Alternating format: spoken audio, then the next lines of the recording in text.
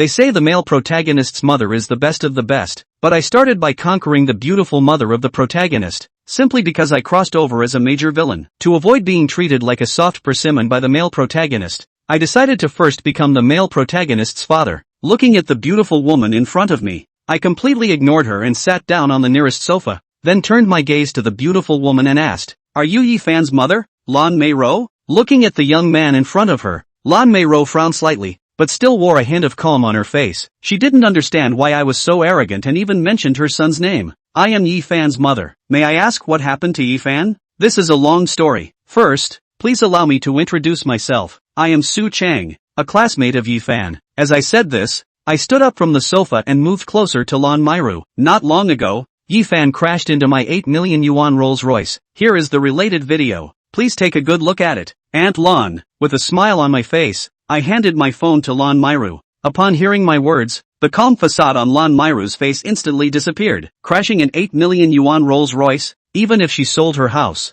she couldn't afford to pay for it. She hurriedly took the phone and began to watch it carefully. Lan Meirou's hands trembled uncontrollably, but she still wanted to see every detail in the video. After watching it over and over again, Lan Meirou finally realized that it was a disaster. She could tell that Yifan, while turning, had directly crashed into the Rolls Royce with a girl, and it was clearly Yifan's full responsibility. I would like to discuss the compensation with Aunt Lan. Here is the related damage report. As I said this, I held Lan Meirou's jade hand with one hand and handed over a report with the other. At this moment, the distance between the two of us was extremely close, and Lan Meirou could almost feel my breath as I spoke, which was very warm. But at this moment, all she could focus on was that damage report. Her eyes filled with panic. 2.5 million? This was a price she simply could not afford. Even if she sold all her assets, she still couldn't pay it. What should I do? In the face of overwhelming despair, Lan Meirou's legs went weak, and her body was about to collapse to the side. But I was already holding her hand, and at that moment, I hurriedly pulled Lan Meirou into my arms. "Aunt Lan, what's wrong?"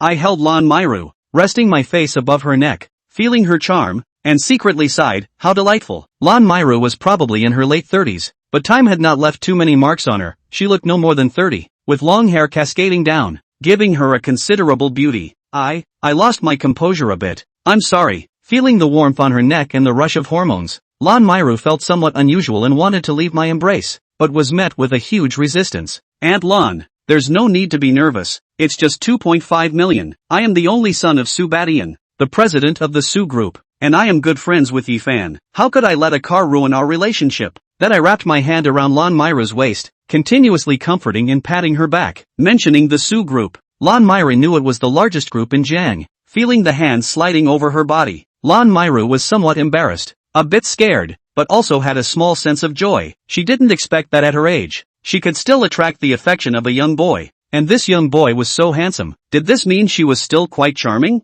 "So, young Master Su, what do you plan to do? Is this 2.5 million not going to be compensated?" There was a hint of urgency in Lan Meirou's words, but more of it was reverence. After all, the influence of the Su Group was too great, and the controller of the Su Group was the richest person in the Jiang family, with influence spanning the military, politics, and business. As the only son of Su Badian, it would not be an exaggeration to say I was the crown prince of the entire Jiang family. How could I lack that little bit of money? No, Aunt Lan. Our Su family's money didn't come from the wind. This is 2.5 million. I was somewhat speechless. Lan Meirou was being too naive. Although this amount of money was nothing to me, it was different for Lan Meirou. If I didn't take this money, how would I be able to hold Lan Meirou in check? Then what do you want to do, young Master Su? Our family really can't come up with this money. Even if we sell the house and the car, we still can't gather enough for this amount. Lan Meirou said in a bit of a panic. If we had to compensate this 2.5 million, then this family would basically be ruined. This family has always relied on Lan Meirou to hold it together. Yifan's father disappeared right after the child was born and hasn't returned since. The family has relied solely on her salary to raise Yifan.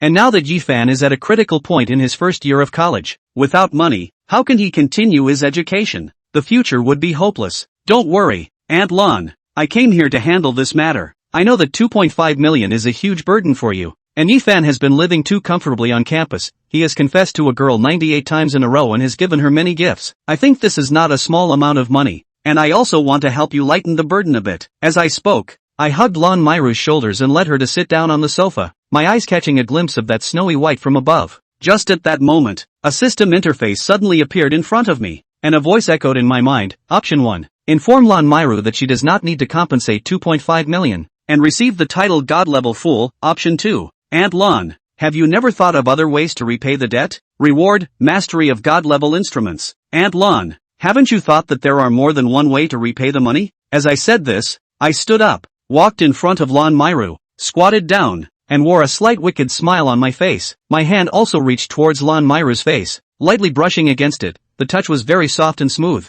completely unlike skin of this age, really well maintained. Lan Meirou was also taken aback, her body quickly retreating as she said, No way. You are Fanner's classmate. And didn't you say you are good friends with Fanner? She had been a bit strange since I entered the room, but seeing me speak so bluntly, Lan Meirou was still a bit scared. After all, he is Fanner's good friend, yet so openly taking advantage of her, it was too much. Hearing Lan Meirou's words, I laughed. I knew all too well that Yi Fan had always looked down on me. Saying to Lan Meirou that we were good friends was completely a lie. After all, Yi Fan is the protagonist, and I am the villain. Auntie, are you sure you don't want to repay in another way? Or are you planning to just give me 2.5 million? I took the car damage report from the side and waved it in front of Lan Meirou. Lan Meirou's face turned ugly again when she saw the car damage report. After all, this 2.5 million was genuine. What to do? Where could she possibly get this 2.5 million? Could it be that she really had to deal with such a handsome young man? But thinking carefully, if such a handsome young man could take a liking to her, maybe she was the one who benefited. As she thought about this, Lan Meirou suddenly recalled the moment when I had my face above her neck.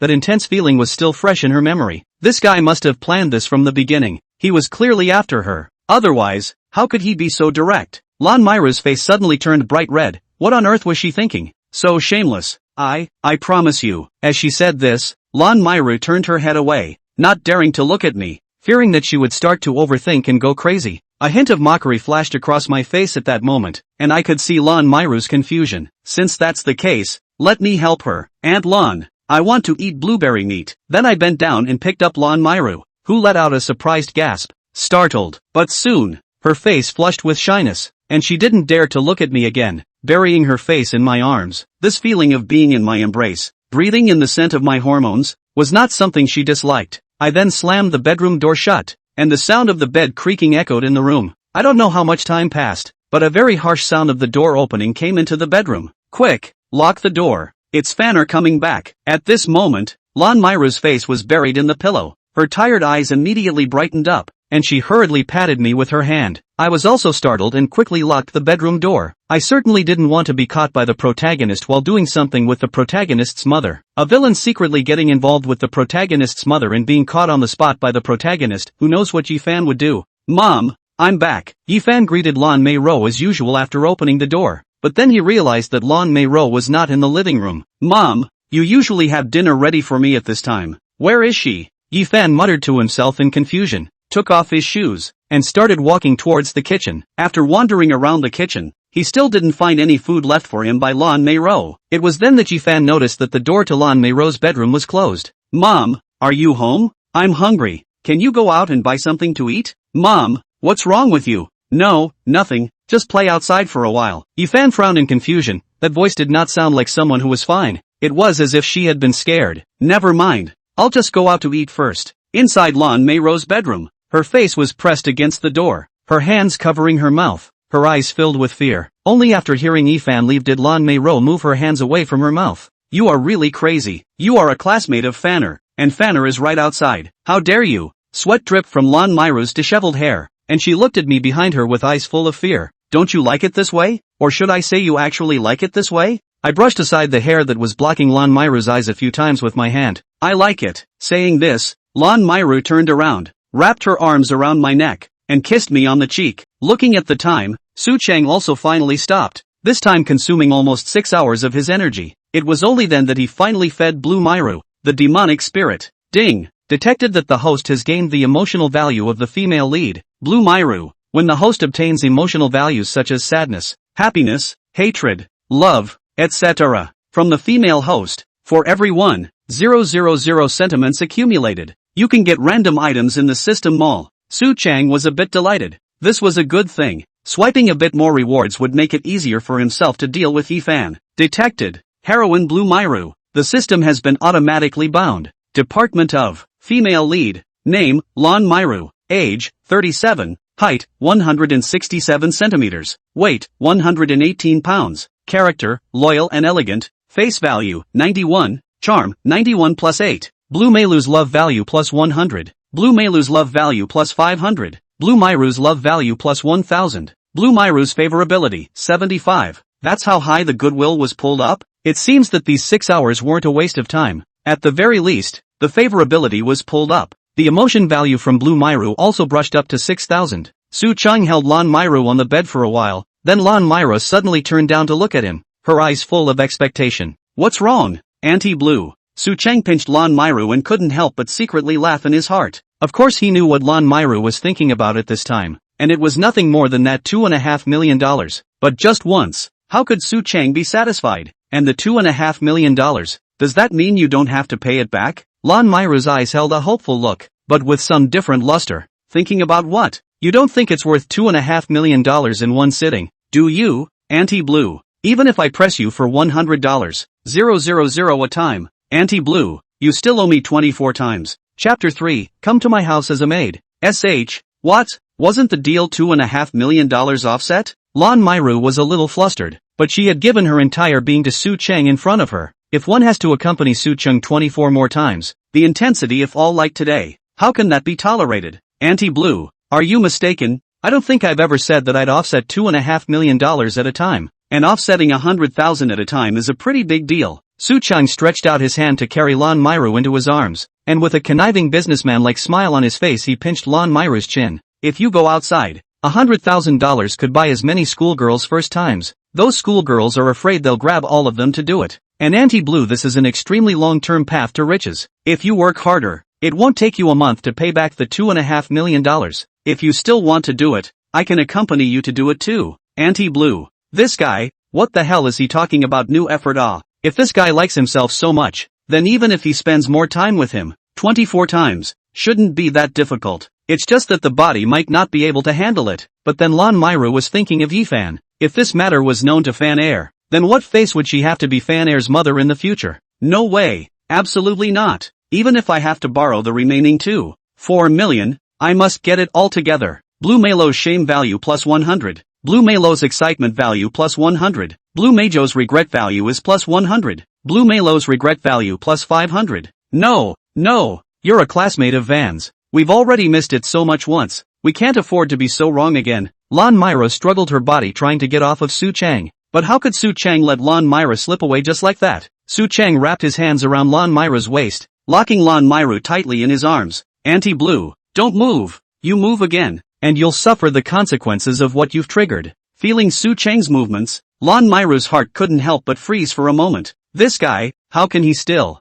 Doesn't he even get tired? His own former husband, compared to him, was a heaven and a hell. It's a livestock. His own body can't take it at all now. Su Cheng, Auntie can't do it anymore, don't you? Lan Meirou's voice said in fear, her body leaning on Su Cheng's body, not daring to move, fearing that he would lay hands on her again. Blue Meilou's fear value plus 100. Hearing Lan Meirou's pleading voice, Su Cheng was somewhat speechless. If there wasn't a system, knowing that Lan Meirou was really scared at the moment, he thought Lan Meirou was really seducing him. Lan Mei's murmured request sounded like a wisp of green smoke, softly wrapping around his ears. She had a very nice voice, and sounded even more sweetly seductive when she was tired. Auntie Blue, since we've already done it once and missed it, what's the point of dwelling on it so much? Is it not considered cheating if you cheat someone once and don't cheat them again? If you've cheated once and not again, you're considered to have never cheated? If you've cheated once and don't do it again, you're considered not to have cheated? Auntie Blue, don't lie to yourself. If you're afraid our relationship will be found out by Van's son and you don't want to tell him for now, we'll just keep it hidden. Wait until the time is right to tell Vanner. Lan Meirou's eyes were mesmerized as she twisted her head around to look at this youth who was handsome and had brought her a lot of excitement and pleasure. The little man in the heart representing the angel and the little man representing the devil kept fighting. But in the end the devil's pitchfork went to the angel in an instant. Blue Meirou still gives in. What could she do? Faced with this devilish man, faced with that huge sum of $2.5 million, all she can do is keep sinking in the ocean. After all, she was just a widow without a husband, and raising a child on her own was hard enough. At this point in time, he dumped his family's money to compensate $2.5 million.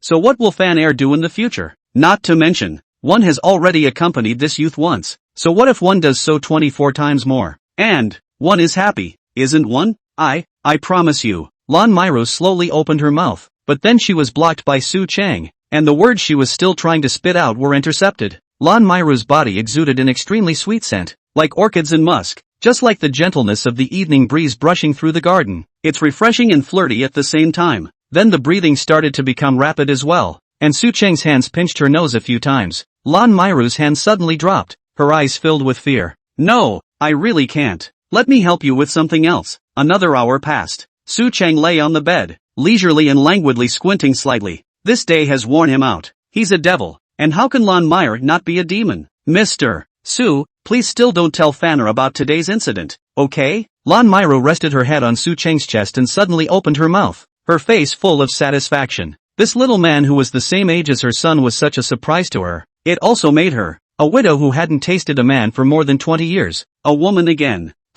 Still called Mr. Su, that's not what you just called it. The corner of Su Chang's mouth hooked up a trace of teasing. This beautiful woman he really liked tightly. The taste made him linger. So, what should I call, then? Old husband? Lan Meirou's voice was as light as a murmur, almost as if it was swirling around on the tip of her tongue, before she finally carefully spat out a few words. As soon as the words left her mouth, Lan Meirou's face was colored with a layer of redness, like the evening sun climbing up to the sky. The fingers were also involuntarily trembling slightly. Su Chang held Lan Meirou's hand. Lan Meirou's face seemed to be buried deeper. The temperature coming from her fingertips made her even more shy, and her ears became red. Well, good Zoe, we're already in this relationship, and since you don't want Vanner to know, you won't tell him. Su Chang dotingly rubbed Lan Meirou's face. By the way Zoe, have you considered a different job? You were working in real estate sales before for $10,000 a month, weren't you? I have a job here that will pay you up to $20,000 a month if you can come over. At those words, Lan Meirou looked up at Su Chang with some surprise and opened her mouth. What job? $20,000 a month? Come to my house as a maid. Chapter 4, Little Maid Luo Xiaoyun. After Lan Meirou agreed to be the maid of Su Chang's family, Su Chang returned to his family's large villa. At this moment, Su Chang was lying comfortably on the sofa, with a highball glass filled with red wine shaking inside his hand. As a matter of fact, Su Chang was a traveler, and he knew that after traveling here. This is an urban fiction novel that is a fusion of several novels, and he is the fictional villain of Manifest Destiny, possessing the identity of the son of the richest man in the River City. His predecessor did nothing wrong and bullied men and women. In fact, he was more than that. His grandfather was one of the only remaining old meritocrats. His mother's worth was even more appalling, even surpassing his father. Su Ba Tian, also therefore excessively arrogant, offended the male lead Yifan. The key Yifan explicitly still take him as a friend, playing the predecessor like a dog behind his back. So when he sorted out the clues, the first thing he did was to find Yifan's mother, Lan Meirou. Host, Su Chang. Identity, the only son of the richest man in Jiangcheng. Age, 20. Cultivation, no cultivation. Items, none. Feats, none. Dang. Just then, an extremely dull crashing sound came over. Su Chang's eyes narrowed slightly as he looked toward a small maid in the distant bedroom. The little maid was holding a guitar in her hands at the moment. Only the delicate lacquer on the body of the instrument had cracked, revealing the rough wooden texture inside, as if it were a broken face that had lost its former luster. The little maid set the guitar aside, grabbed a broom and began to take care of the splattered wood shavings, but the panicked look took away her usual competence. She didn't know exactly what the guitar cost. All she knew was that nothing in this house was cheap and she couldn't afford to lose it if she sold it. It's over. Su Chang placed the goblet on the table and walked over in the direction of the little maid while opening his mouth. Rhoda, the guitar with Alec Clapton's signature, last circulated in the market for $2.7 million. Hearing Su Chang's words, the little maid's hands trembled even more, and her eyes opened wide, the remnants of the guitar imprinted in her pupils, trying hard to piece together what the guitar originally looked like. The little maid was 5 feet 5 inches and slender in a classic black and white maid's outfit, but it looked a little huge in the front at the chest, hiding secrets. A child's face is less that. And this little maid is Luo Xiaoyun, one of the heroines of the book. In the original, Luo Xiaoyun was Yifan's childhood friend, and the two grew up together as two children. Later, Luo Xiaoyun was forced to move because of her parents' work and was separated from Yifan as a result. It occupied a very important position in Yifan's mind. Luo Xiaoyun's cheeks flushed, her lips pursed gently as she tried to forcefully hold back the tears from falling. Slender fingers clutched the edge of her apron, and her knuckles turned white from the exertion. Young master, right, sorry. After saying that, Luo Xiaoyun's bean-sized tears fell uncontrollably and hit the floor. At the same time, both hands kept trying to keep collecting the pieces of the guitar together and cut his fingers. Young master, I was wrong. I really didn't mean it. Su Chang helped Luo Xiaoyun, who was squatting on the ground and crying with pearly blossoms, up. At the same time, he wiped the tears from the corners of her eyes with his fingers. Look whose little crybaby it is. Su Chang rubbed Luo Xiaoyun's small head. Very comfortable. Then he tugged Luo Xiaoyun's white wrist and pressed her to sit down on the sofa. Su Chang, on the other hand, stood in front of her, scrutinizing her carefully, and then used his mouth to help her treat the wound on her finger. Luo Xiaoyun's features were extremely delicate. Her face that had just cried had a different flavor. One hand was placed on top of the white silk, her disobedient hair hanging down, looking exceptionally soft. Female lead Luo Xiaoyun detected. Age, 19. Height, 155 centimeters. Weight, 95 pounds. Personality, soft and timid. Face value, 97. Charm, 97. Luo Xiaoyun's eyes were a little nervous as she stared at Su Chang, not knowing what the young master in front of her was preparing to do. Young master, just now the price of that guitar has been told to you. $7 million, equivalent to more than 10 million yuan. I'll count you 10 million whole. How do you plan to compensate? Your father had to pay a large sum of money to someone after his legs were smashed in a construction accident because he was working as a black laborer. Your mom abandoned you and ran away because of this too. So where are you going to make money other than working for me as a maid? Now Luo Xiaoyun's father can only rely on Luo Xiaoyun to earn money to make ends meet. Su Chang reached out and pinched Luo Xiaoyun's face. It was tender and smooth, and felt good. I don't know. She was now working as a maid in the young master's house for $20,000 a month, and without that job, where would she make money to support her father? And there's also this $10 million guitar fee for the young master, which he himself has to pay back. No money at all. Thinking of this, Luo Xiaoyun's bean-sized tears fell again, and she kept wiping the falling tears with the back of her hand as she choked on her words. I really don't know what to do. Look at this little beauty crying. Pearly, yo. Su Chang reached out and picked up Luo Xiaoyun, then placed her on his lap. Luo Xiaoyun's body carried with her a fresh scent of laundry detergent, also mixed with her own body scent, making Su Chang feel warm and restful. Su Chang wrapped his arms around her waist and could feel the temperature from Luo Xiaoyun's body. It was hot. Young master, what are you doing? Luo Xiaoyun was startled, and her face gradually dyed red. Could it be that the young master was taking a liking to herself? I don't think so. An ugly duckling like himself. Su Chang was like a prince in a castle. How could he possibly look at himself? I want to give you a job for $100,000 a month, also as a maid. Su Chang rubbed his face against Luo Xiaoyun's small head and suddenly opened his mouth. No, I only want to be your maid. Young master. Luo Xiaoyun tearfully and suddenly turned her head to look at Su Chang and jumped off Su Chang's lap. A hint of nervousness flashed across Luo Xiaoyun's face. She had heard of Su Chang's style. Not a good person. He must be trying to give himself away as a maid. And then one is given something very evil to do by someone else. Being given a wild ride by someone else. Ding Lady Luo Xiaoyun's fear value plus 100. Heroine Luo Xiaoyun's fear value plus 200. Heroine Luo Xiaoyun's fear value plus 500. Did you misunderstand something? I was just going to say, add some maid work for you. How could I? Su Chang, give my maid to someone else? What are you thinking? Su Chang was somewhat surprised as his hands kept rubbing Luo Xiaoyun's small round face. Then, young master, you work as a maid. Anyhow, Luo Xiaoyun muttered her mouth. A pair of gleaming big eyes staring at Su Chang. Extremely curious, not resisting Su Chang's movements at all. Chapter 5, Calculating on Gold Digger Wu Xinlan. It's true that you're good as a maid, but don't you think I'm missing a kind of maid? Su Chang took Luo Xiaoyun in his arms and laid himself down on the sofa. The fragrance emanating from Luo Xiaoyun's body as well as the long strands of hair constantly swam around the tip of his nose. Engaged Su Chang's heart itchy. This girl is really fragrant. There is a milk flavor. Young master, what kind of maid is it? Luo Xiaoyun cocked his head dully, extremely puzzled by Su Chang's statement. Isn't there already a variety of maids inside the villa? Why is the young master still short of maids? She couldn't figure it out if she tried. Don't you think I'm missing a bed-warming maid? Su Chang stretched out his fingers to tickle Luo Xiaoyun's small nose. Then his arm looped over Luo Xiaoyun's shoulder, and one finger gently rubbed on Luo Xiaoyun's arm. The other hand was placed on Luo Xiaoyun's small stomach and kneaded it. Luo Xiaoyun's face began to turn red with shame. The young master's movements were just too intimate. It made Luo Xiaoyun very shy. She could feel that the young master also had a silky aroma on his body, and that scent belonging to a boy made Luo Xiaoyun a little infatuated and dependent. Young master, even if you don't give me a raise, I can still warm your bed. Luo Xiaoyun boldly leaned her head against Su Chang's chin, gently rubbing against it like a kitten. Then all her ears began to turn red. OMG, how dare she make such a bold move? The young master will surely think that he is not a good girl, and maybe he will think that he is seducing him.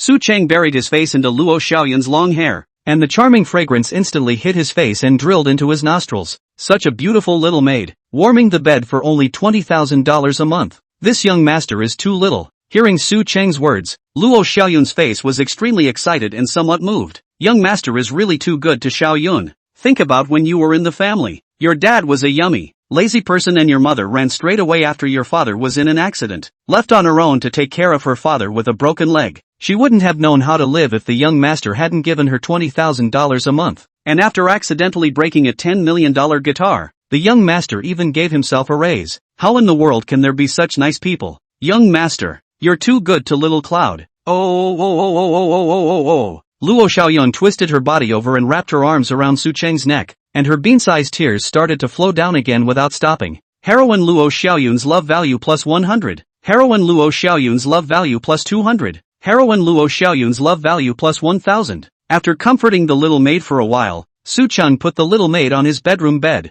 After Luo Xiaoyun's emotional ups and downs today, at this moment, she was completely asleep. Su Chang tucked her in and began to use the emotion values obtained from the system for the lottery. Ding, congratulations to the host for obtaining 10 rolls of Breeze toilet paper. Ding, congratulations to the host for obtaining the 7 Degrees of Space gift pack. Ding, congratulations to the host for obtaining a pair of black stockings from Balenciaga. Even the stockings are one, not a pair? System, did you eat all the rewards I drew back? This is a product of Bento, and it's all for the best. Is it possible that you're just not very lucky? Congratulations to the host for obtaining 800 rolls of Qingfeng toilet paper. Max charm value increase, divine painting proficiency, divine physical health, divine martial arts proficiency, divine massage proficiency, divine car skill proficiency, divine cooking proficiency, system space *1, title, walking hormone, Wu Xinlan's secret *1. After pulling all of his emotion values to full capacity, only then did Su Chang contentedly check the haul from this lottery. Not to be outdone, with this divine martial arts proficiency,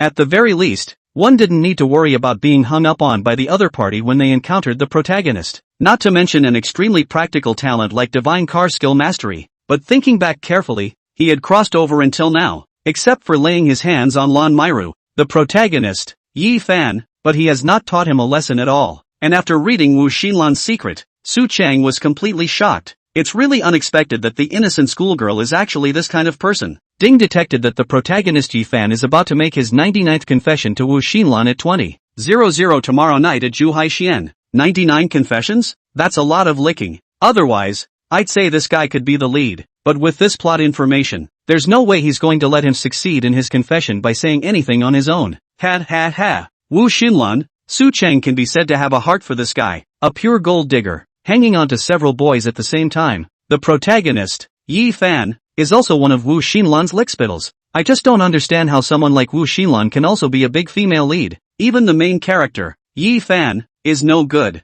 This guy previously asked the predecessor to borrow an unknown amount of money. At the very least, there are hundreds of thousands of dollars. Also that this guy to buy gifts to Wu Xinlan. Just like that, Wu Xinlan didn't even accept Yi Fan's 98 confessions. Yi Fan also often borrowed his car to pick up Wu Xinlan, and that was the only time that the two of them could get a little closer. If he wasn't driving his predecessor's car or buying gifts for Wu Xinlan wouldn't even give a damn about him. The predecessor didn't know what kind of wind was in his brain. Every time Yi Fan asked him to borrow money or a car, he would borrow it. Every time, they still say something like, I'm just in time to fill you up with gas after borrowing your car for a drive. This kind of words is simply put P. Yi Fan to now drove the predecessor so many times, never gave him a gasoline. If it was a predecessor, this kind of idiot would only be played to death by Yi Fan. But now Su Chang was not a dumbass like his predecessor. Although Wu Xinlan was extremely gold-worshipping, her character was extremely cautious, and it was the first time that she had caught so many fish. Let's just say her segment is too high. But no matter how high her segment is,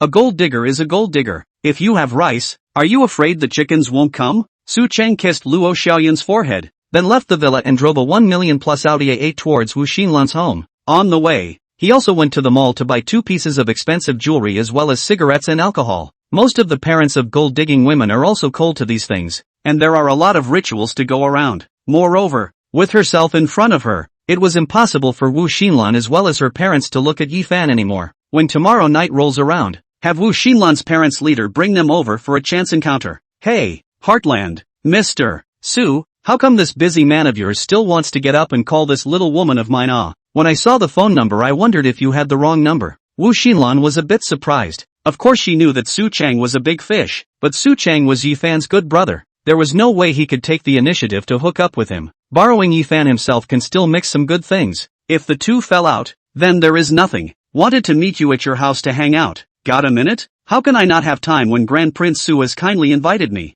Come over here then. I need to put on my makeup and dress up. Chapter 6, The Schoolgirl's Secret. Threatening the schoolgirl. After giving all the gifts to Wu Xinlan's parents, Su Chang took Wu Xinlan to the car. Wu Xinlan was wearing a simple white dress, with a bit of youthfulness and innocence on her face. With fair and delicate skin and eyes as clear as water, she looked alive like a white lotus flower. She's not like the regular green tea dressed up like a sultry. Wu Xinlan clearly understood where her strengths lay. Being young and beautiful, she just needs to walk her own track. This is an Audi A8, isn't it? It's estimated to be over $1 million. Su Xiao is really rich. None of her lickspittles have that kind of strength either. The only one who regularly drove a luxury car was Yifan, but Wu Xinlan knew that. The luxury car that Yifan drove was borrowed from Su Chang, and Yifan's own ride was an old man Lo, bought for tens of thousands of dollars. Nowhere near Su Chang's car. I just don't know why Su Chang always hangs out with Yifan. From her outsider's perspective, Yifan was no good, always rubbing Su Chang's car, borrowing Su Chang's money, and always saying bad things about him behind his back. You want one? I can give you one if you want. Really fake? Su Xiao, you cannot joke. More than $1 million of car you dare to send, I do not dare to accept.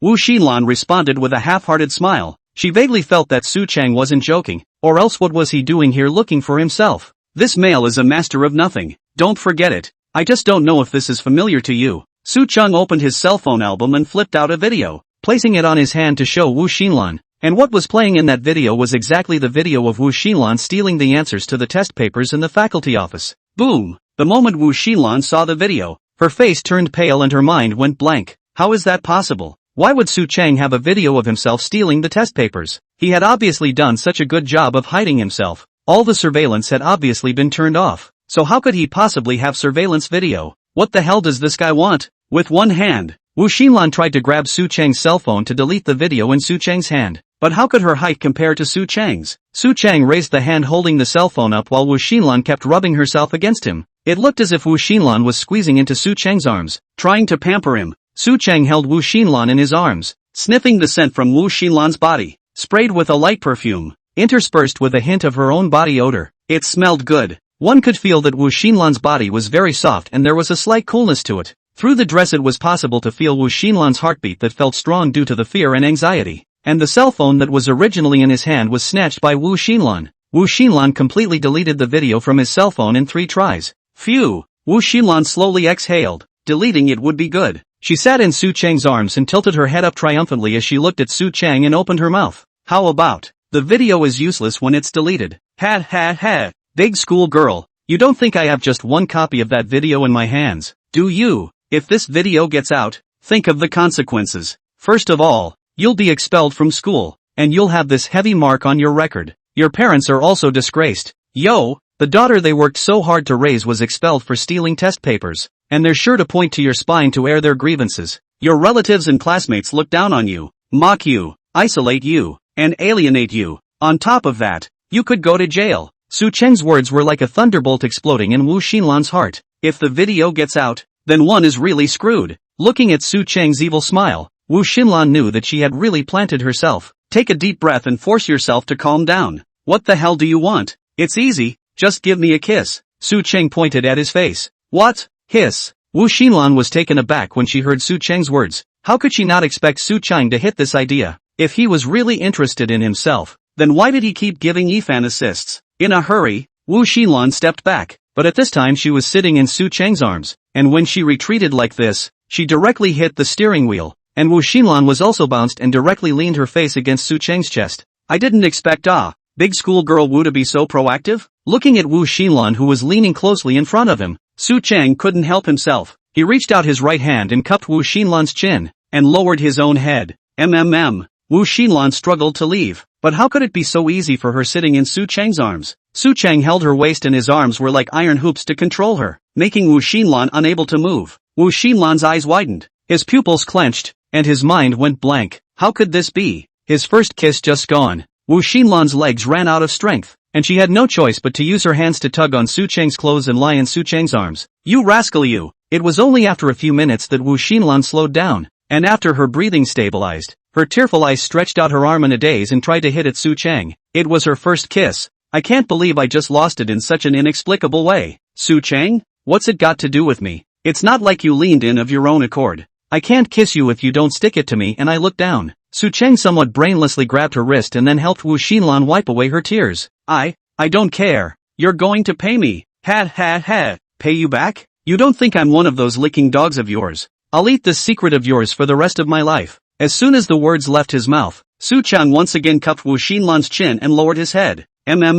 Hiss. Su Cheng's lips ate the pain and let go of Wu Xinlan. How dare this bite herself? Feeling the blood flowing from his lips, Su Cheng's face gradually darkened. "If you bite me again, believe it or not, I'll spread the video of you stealing test papers. Pass it around. I'm not afraid. I'll go to jail if I have to." Wu Xinlan forced herself to hold back her aggression and clenched her teeth as tears continued to slide down from the corners of her eyes. This guy, obviously chasing himself normally. There was no way he wouldn't say yes. It has to be done in such a threatening and coercive way. Just kidding. Watch out for Blue. Look at all that crying. Su Cheng also understood that rabbits would bite when pushed. Switching Wu Xinlan in his arms, he took a tablet in his hand and handed it to her. Ha ha ha. Don't cry yet. Just look at what this is. Chapter 7, Wu Xinlan is aggrieved. On the tablet Su Cheng handed over, it was showing the actions that the two had done in the car earlier, and Su Cheng scat as he watched, while on Wu Xinlan's face was not so comfortable anymore. She really didn't expect it. Su Cheng actually videotaped it. Offhand, it really does look like it's pouncing on itself on this screen,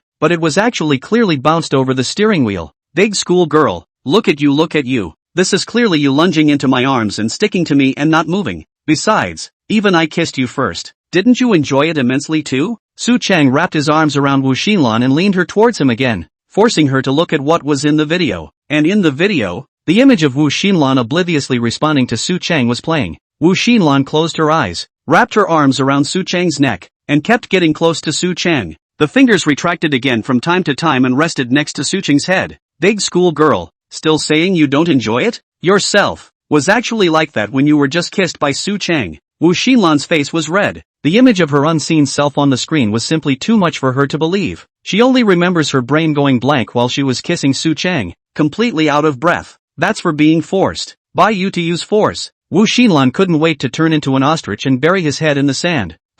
Take a good look. Who's using force in the video? You're holding my head, eh? It's not like you don't want to be in charge, is it? Su Cheng said with a teasing smile, followed by a face of aggression, pretending to wipe his tears. Yes, with so many lickspittles around the big schoolgirl, how could she look at a commoner like me? Since the big schoolgirl doesn't want to be in charge, I'll just leave. Su Cheng made a gesture to put down Wu Xinlan on his body and prepared to leave. But at this time, Wu Xinlan directly grabbed him with one hand. You're such an asshole. In the next second, Wu Xinlan once again hugged Su Cheng's head and came up. Su Cheng drove Wu Xinlan all the way to the biggest emo mall nearby. After arriving at the mall from the entrance, the two attracted the attention of a crowd of people around them. Gosh, look, that man is so handsome, and the clothes on him, they're not cheap at first glance. It must be the young master of some family. And the woman next to her, she's got a great body, and she's so pretty. This face value, it's unbelievable. What would you say their relationship is? Brother and sister? Then there's no need to say lying talented woman, born to be a pair, must be a boyfriend and girlfriend relationship. Su Cheng is the kind that looks tall and handsome, and also exudes that kind of mature youth unique temperament, just like that kind of domineering president. Wu Xinlan, on the other hand, was one of those extremely pure and pretty schoolgirls, innocent and with a clear air of simplicity. Hear that? They're all saying that we're boyfriend and girlfriend? Su Cheng cheerfully said to Wu Xinlan, who was holding his arm beside him. Who's boyfriend and girlfriend with you? So cut the stink. By the way, then what exactly is our relationship? Wu Xinlan muttered a complaint, but then turned her head to ask Su Cheng with some anticipation and curiosity. What other kind of relationship could we have? Of course it's a classmate relationship. Su Cheng inexplicably looked at Wu Xinlan. What?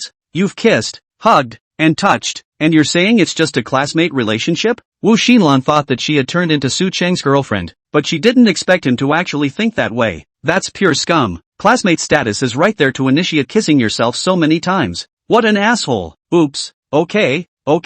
See the women's clothing store up ahead. You can pick anything you want in there, so you can rip me off hard for once. Su Cheng took the complaining Wu Xinlan in his arms as he pointed to the women's clothing store in front of him. After leading Wu Xinlan inside the store, Wu Xinlan ran inside with gusto, while Su Cheng found a place to sit. He didn't want to waste his precious time on shopping with a little girl. Auntie Blue, missed you. Is the handover of resignation done? When are you coming to be a maid? #love. Su Cheng took out his cell phone and sent a text message to Lan Meirou, and soon received a text message from Lan Meirou. Not yet, little devil. That's how much you want Auntie Blue to be your maid. Ha, hey.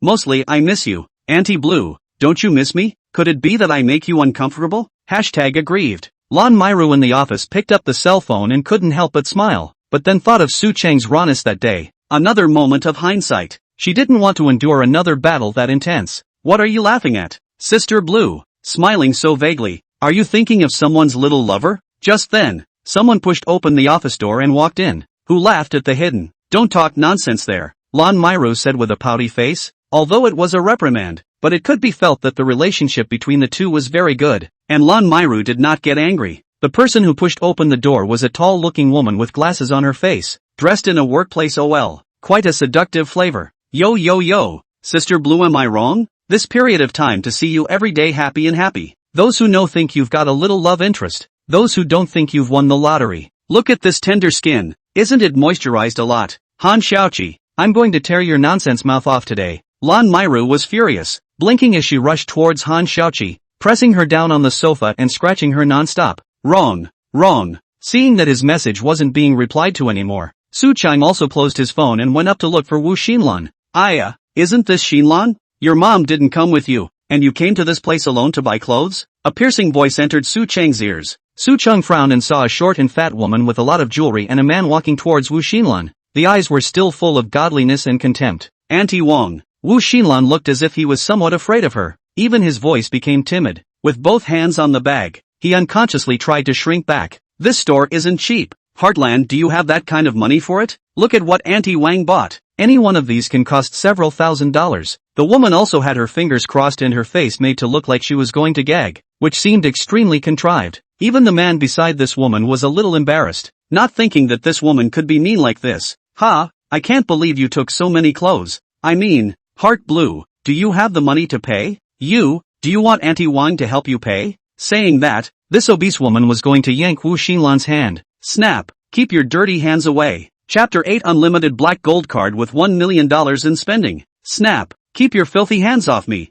Su Cheng slapped away the obese woman's hand with extreme indifference. He already considered Wu Xinlan as his woman in his heart, so naturally he couldn't let her be bullied outside, much less let her be bullied in front of herself. Who are you? I say you lad. I'm talking to Xinlan's daughter. What's in your way? Auntie Wang, he's my boyfriend. Wu Xinlan walked out from behind Su Cheng, with Su Cheng backing her up. She was not afraid of this Wang Chuifan. Su Cheng, I've bought it. The bag is for you. Wu Xinlan handed the bag to Su Cheng, then returned behind Su Cheng. She didn't want to care about this annoying Wang Chuifan anymore. Su Cheng took the bag and examined it carefully, then frowned. Didn't I tell you to buy whatever you want and rip me off? Is this how you rip me off? These things don't even add up to $10,000, right? Those who don't know think that I, Su Cheng, have no money. Go back and teach you a lesson. Su Cheng coldly swept a glance at Wu Xinlan, and then called the distant shopping guide young lady over. Take all those dresses that are hanging separately on the display case and bring them down for her to try on. Saying that, Su Cheng patted Wu Xinlan's shoulder, signaling her to hurry up and try. Wu Xinlan had never seen such a strong Su Cheng, and in her eyes, Su Cheng had always been stupid to be friends with Yifan. But after being called to the car by Su Cheng today, she began to change her mind about Su Cheng. It was as if there was magic in this man. Captivating, something to be actively explored. And now Su Cheng's strong side is making Wu Xinlan's heart like a deer in headlights. Dokidoki. She's so into pretend what I pretend. Really do not understand how this shopper when the clothes on the display cabinet just let people try. Does she have money to pay? Wang Suifan mocked disdainfully. And at this moment, she did not intend to leave. She must take a good look at today's good show. When Wu Xinlan didn't have the money to pay the bill, she herself must taunt her severely. And the lad. It didn't take long for Wu Xinlan to come out. At the moment, she was wearing a champagne-colored silk gown, the water-like smooth fabric fitting her delicate figure. The hem of the skirt is also carefully designed folds or like petals stacked in layers, with her light steps gently swaying, as if every step is in the clouds. Wu Xinlan is like an aristocratic girl coming out of an oil painting, both with the spirit of a young girl, but also with a few points of mature female segment flavor. This, coupled with the confident smile that, if anything, graced her face, made her look dazzling and glittering. Geez, it's so beautiful. I've never seen such a beautiful woman, the shopping guide lady unconsciously exclaimed. Although Wu Xinlan was very beautiful before, but now that she had the addition of this outfit, it was as if an angel had flown down from the clouds. Well, Wu Xinlan turned in Su Cheng's direction and walked up to him and asked. As for Wang Chuifan, who was on the side, she was about to go crazy with jealousy. As a woman, she was also completely unable to deny Wu Xinlan's beauty. If she didn't want to see Wu Xinlan's joke of not having the money to pay, she would have hated to turn around and leave immediately. Su Cheng unconsciously hummed a few times, very pleased with himself. After all, the current Wu Xinlan was her own woman, and having a face that could fight was a must. It's pretty, this is a nice piece, just wrap it up, and all the ones in this piece, let her try them on, and all the ones in that piece, go ahead and try them on too. Wu Xinlan, after trying on a dozen or so dresses in a row, each dress was extremely beautiful and suitable on Wu Xinlan's body. Wu Xinlan is the kind of natural clothes rack, those clothes on her body, some innocent, some charming, exudes a variety of wind color. People rely on clothes, but how can clothes not rely on people? Su Cheng didn't believe that these clothes would have the same effect on that obese woman. Thinking of this, Su Cheng involuntarily shook his head with a vicious chill. Wrap up the ones you just tried on. Oh, and that latest LV bag. Bring it along too. Su Cheng suddenly saw several other bags that looked like different styles in the distance. And that bag, the latest Chanel, I think, bring it along for me. Over there, that's the latest Gucci bag, right? Bring them all. And that Parisian house hourglass bag over there. Fill it all up. Sir, you have a great eye. Each of these clothes and bags you picked out are perfect for this young lady. In all the years I've been selling clothes, I've never seen such a perfect fit on these clothes. The shopping guide lady also kept smiling and chatting with Su Cheng. Humph, that's for sure. What's the point of being pretty? Trying on so many clothes and trying on one piece at a time. Acting like you have money to pay. Some people soon to pay only afraid is the original appearance. Hard to wrap up the clothes have to put back again. The vicious face of the obese woman Wang Suifan is shown again at this moment. Swipe. Su Cheng pulled out a black and gold card and handed it to the shopping guide lady. And when the black and gold card appeared in front of the guide, she unconsciously let out a wave of shock. What? This is the legendary unlimited black and gold card? And after hearing her exclamation, Wang Suifan and the man beside him couldn't help but look over. What unlimited black and gold card? Why haven't I heard of it? The guide's hand visibly shook as she carefully received the card as if she was receiving extremely valuable antique porcelain. What do you know? This unlimited black gold card has a global circulation of only 100. The guide turned her head extremely seriously and stared at Wang Chuifan dead in the face. She would not allow such an honored guest to be mocked by others in front of her. The guide swiped the card for Su Cheng in a flowing stream, while the sound of spending and paying continued to reach the ears of the crowd. Ding, you have spent 58,888 renminbi. Ding, you have spent $99,999. Ding, you have spent a total of 1,000,000 yuan. And on hearing that the total consumption was 1 million, Wang Chuifan's eyes were dead set on Wu Xinlan. Her jealousy had completely ignited at this moment and her eyes were filled with unwillingness. Why can Wu Xinlan, this little girl, be so beautiful and find such a rich and faceted boyfriend? The black gold card with unlimited credit. One didn't even think about the existence of such a thing, which could cost $1 million for a random dress and bag. A black and gold card with unlimited credit? Since it has just been said that there are no more than 100 copies issued worldwide, how can it appear on such a young lad? Stolen. He must have stolen it. After saying that, Wang Suifan wanted to grab the unlimited black gold card in Su Cheng's hand. Snap. This time, it wasn't an arm, it was a face. Wang Suifan's 140-pound body was directly slapped out. Chapter 9, Your brother is the chief? Useless. Noisy. Su Cheng slapped Wang Suifan's face, driving her plump body to fly several meters away. But Su Cheng still stayed his hand. He also didn't want to slap this obese woman to death in front of all eyes. Otherwise, how could Wang Suifan have withstood his slap? And after seeing such an amazing scene, several people present were shocked. Wu Xinlan looked nervous and grabbed Su Cheng's sleeve, looking at Wang Chuifan in the distance with some anxiety and fear. She knew that her identity was definitely not worthy of Su Cheng, and she was already content to be able to borrow Su Cheng to buy some clothes. But Wu Xinlan never expected from the beginning to the end that Su Cheng actually offended Wang Suifan because of her. Although Wang Suifan in front of Su Cheng, it is as big as the gap between an ant and a dragon. So, young Su, are you alright? Wu Xinlan gazed nervously at Su Cheng. A few others in the room were a bit speechless. Su Cheng, a slap to Wang Suifan pumped flying. Wu Xinlan actually asked Su Cheng whether there is no matter. You, how dare you hit me, you pair of dogs. Wang Suifan covered her face and climbed up from the ground. Seeing Wu Xinlan snuggling at Su Cheng's side became even more angry. In her eyes, Wu Xinlan was deliberately provoking her. Wu Xinlan's boyfriend is more handsome and richer than her husband. Himself is even prettier than her. Zhang Dakong, you just watched your wife being bullied. Wang Suifan hysterically yelled at his husband aside. On weekdays outside to protect themselves so tightly. Now really once encountered things will become a shrinking turtle. On the other hand, Zhang Dakong, who was on the side, was looking at Wang Chuifan,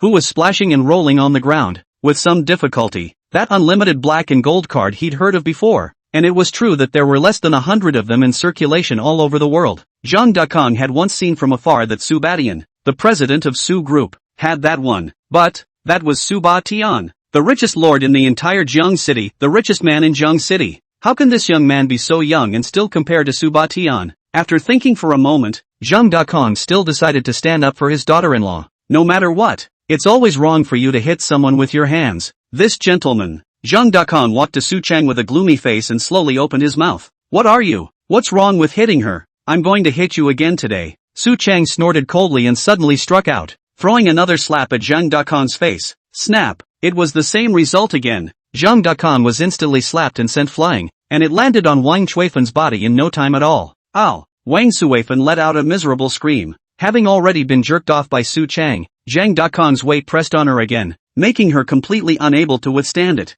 You stepped on the horse not long I you overwhelmed the old lady. Ouch! My old waist. Wang Suifan instantly cursed, but at this moment, she didn't have any strength at all. Wrong wife, I'm getting up. Zhang Dakong looked at Wang Suifan. Underneath him was also a burst of booing, and hurriedly got up, and towards Su Cheng's side began to call out again. You boys are screwed I tell you. I don't care where you stole that no-limit black and gold card from. Laozi's brother is the director of the Jiang City Public Security Bureau. If you dare to hit Laozi today, I'll dare to let my brother lock you up inside for 3 years and 5 years. Su Cheng was also interested when he heard Zhang Dakong's words. Director of the Public Security Bureau? Isn't that Zhang Anmin? It's actually his brother? That's really a hit and a miss. Oh, the Director of Public Security? Then hurry up and give your brother a call. I'll see how your brother can lock me up for 3 or 5 years. Su Cheng sneered, his face full of disdain, holding Wu Xinlan's small willow waist to one side of the sofa and sat up. Wu Xinlan twisted her head to look at the man in front of her, and another wave of admiration unconsciously arose in her heart. The head of the Public Security Bureau is not even in his sights. But then came the uncontrollable feeling of loss at the bottom of his heart. Wouldn't it be nice if such a man was really his boyfriend? Unfortunately, he was not good enough for him after all. To be able to be a little playmate by Su Cheng's side, and for him to be able to think of himself from time to time, he himself should be satisfied. Good. You kid has guts. You have guts. Zhang Dakong was also furious. Right now he just wanted his brother to hurry up and send the police over to arrest this kid who beat him up. Hey, it's me, cousin. It's Dakong. You don't know. I'm being bullied out there. Your name wasn't mentioned? Yes, I did. It's no use. This guy's so wild. He doesn't give a about you. Yes, he even said so. Even if you came he would still fight. Zhang Dakong was selling his misery while gesturing with his hands, as if he could see his movements on the other side of the phone. This guy was still looking a few times in the direction of Su Cheng and the two of them while selling his misery, full of provocative colors and extremely wild. It was as if the two Su Chengs were about to be taken to jail right away. This guy is so shameless. When did we ever say that we would beat up the director of public security even if he came? Wu Xinlan clenched her pink fists and clenched her teeth. Originally she thought it was just a very small thing. It never occurred to me that Zhang Dakong's mouth had become a completely different story. Don't be afraid. My Su Cheng's identity is far from being as simple as the son of the richest man in Jiang City, a small Jiang City Public Security Bureau chief. I am completely oblivious. Su Cheng sneered, then pinched Wu Xinlan's little face again. Seeing the worried anxiety on her face, one hand cupped Wu Xinlan's face, then took one of her small hands and placed it in her hand to play with it carefully. Then it took out its cell phone and sent a text message. I'd like to see who even wants to beat up our Public Security Bureau chief. What a bear's heart and leopard's guts. Soon, an extremely rough voice came from downstairs. It seems that the police sent by Zhang Anmin to Zhang Dakong have arrived. But when Su Cheng saw the two policemen who came, he froze at once. Eyes couldn't help but stare at the female of the two cops. The policewoman was tall, and her dark blue uniform was well tailored, outlining a slim segmented waist and slender legs. Her long hair was tied up high, revealing her slender neck, and a few strands of broken hair hung casually around her ears, framing her face even more delicately. The skin looked fair and delicate. The nose was strong, And the lips were very colorful with no idea what kind of lipstick they were wearing. A pair of almond eyes gleamed, clear and bright, with a bit of sternness. Not only that, Su Cheng's eyes were again attracted by the smooth leg lines. The police pants couldn't cover her beautiful curves at all. Makoto, just as Su Cheng was still observing the fiery policewoman's figure, that fiery policewoman had already sped in his direction with extreme delight. Chapter 10, Encountering Sister Xiaoxia. Catching up with Sister Xiaoxia, seeing the hot policewoman walking towards herself. Only then did Su Cheng realize that this hot policewoman was one of his former sisters, Tang Xiaoxiao. Tang Xiaoxiao is also one of the heroines in the original movie, and contributes a lot to the rise of the protagonist. Sister Xiaoxiao, long time no see. Su Cheng naturally sent back the jade hand that he was still holding and playing with, and stood up to give Tang Xiaoxiao a big hug. Wu Xinlan could only secretly curse in her heart at this, a big colorful horse, cold and heartless. Feeling the touch of softness plastered on his body, Su Cheng couldn't help but suck in a breath of cool air. Scary as hell, or else they say people are heroines, and by now everyone else on the field was dumbfounded.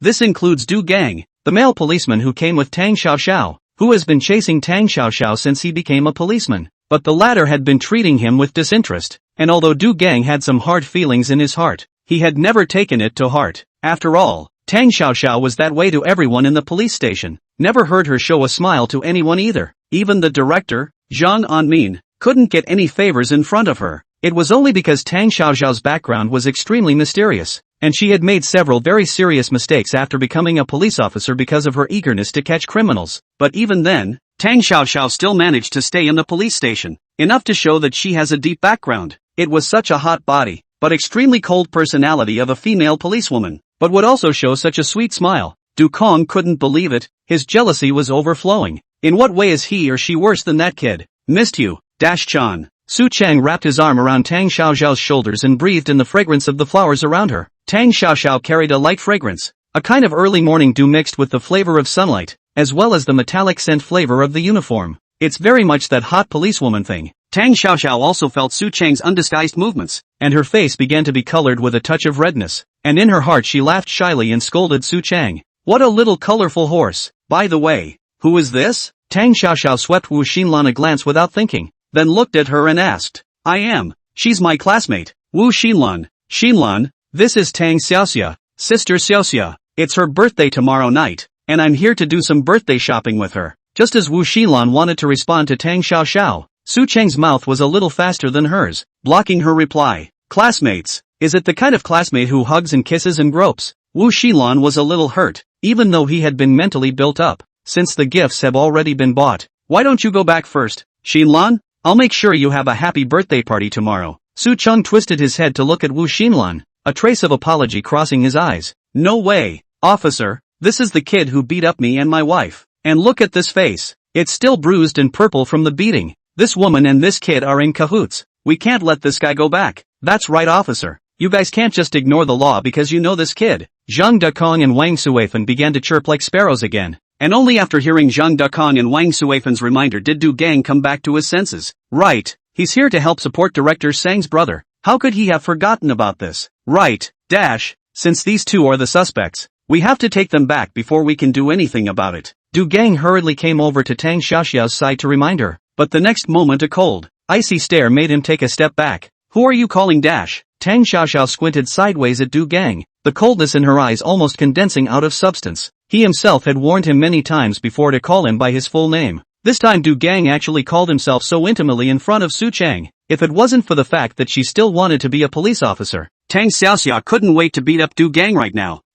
Du Gang had bitter words to say? That look in his eyes just now was just too scary. He wondered if Tang Xiaoxiao had moved to kill himself. He was very suffocated. Wasn't he just calling her Xiaoxiao? Makoto, these two said you assaulted them. Is that true? Tang Xiaoxia asked a little nervously. She was a woman with a strong sense of justice. Otherwise she wouldn't have come to be a police officer as soon as she graduated. If Su Cheng really committed a crime, what should he do? Arrest Su Cheng? One certainly can't afford to give up. How can that be? Sister Xiaoxiao, don't you know what kind of person I am? I have the strongest sense of justice in my heart. Unless these two have done something to bully and whore men and women, how else could I have done it? Both of these guys have injuries from the two of them beating each other up. Xinlan and I were seeing them do it when we came here, and we were just trying to dissuade them from doing it, but we didn't expect to be blackmailed by them. They said they want me and Xinlan to pay $1 million in damages or they'll call the police. But where are Xinlan and I that kind of person? Although $1 million is just a drop in the bucket for me, but if I really lost it, wouldn't that be aiding and abetting the enemy? Su Cheng, would never be able to do such a thing. Right after Su Cheng's those words, Wu Xinlan violently turned her head to look at him. A look of disbelief filled his face. What?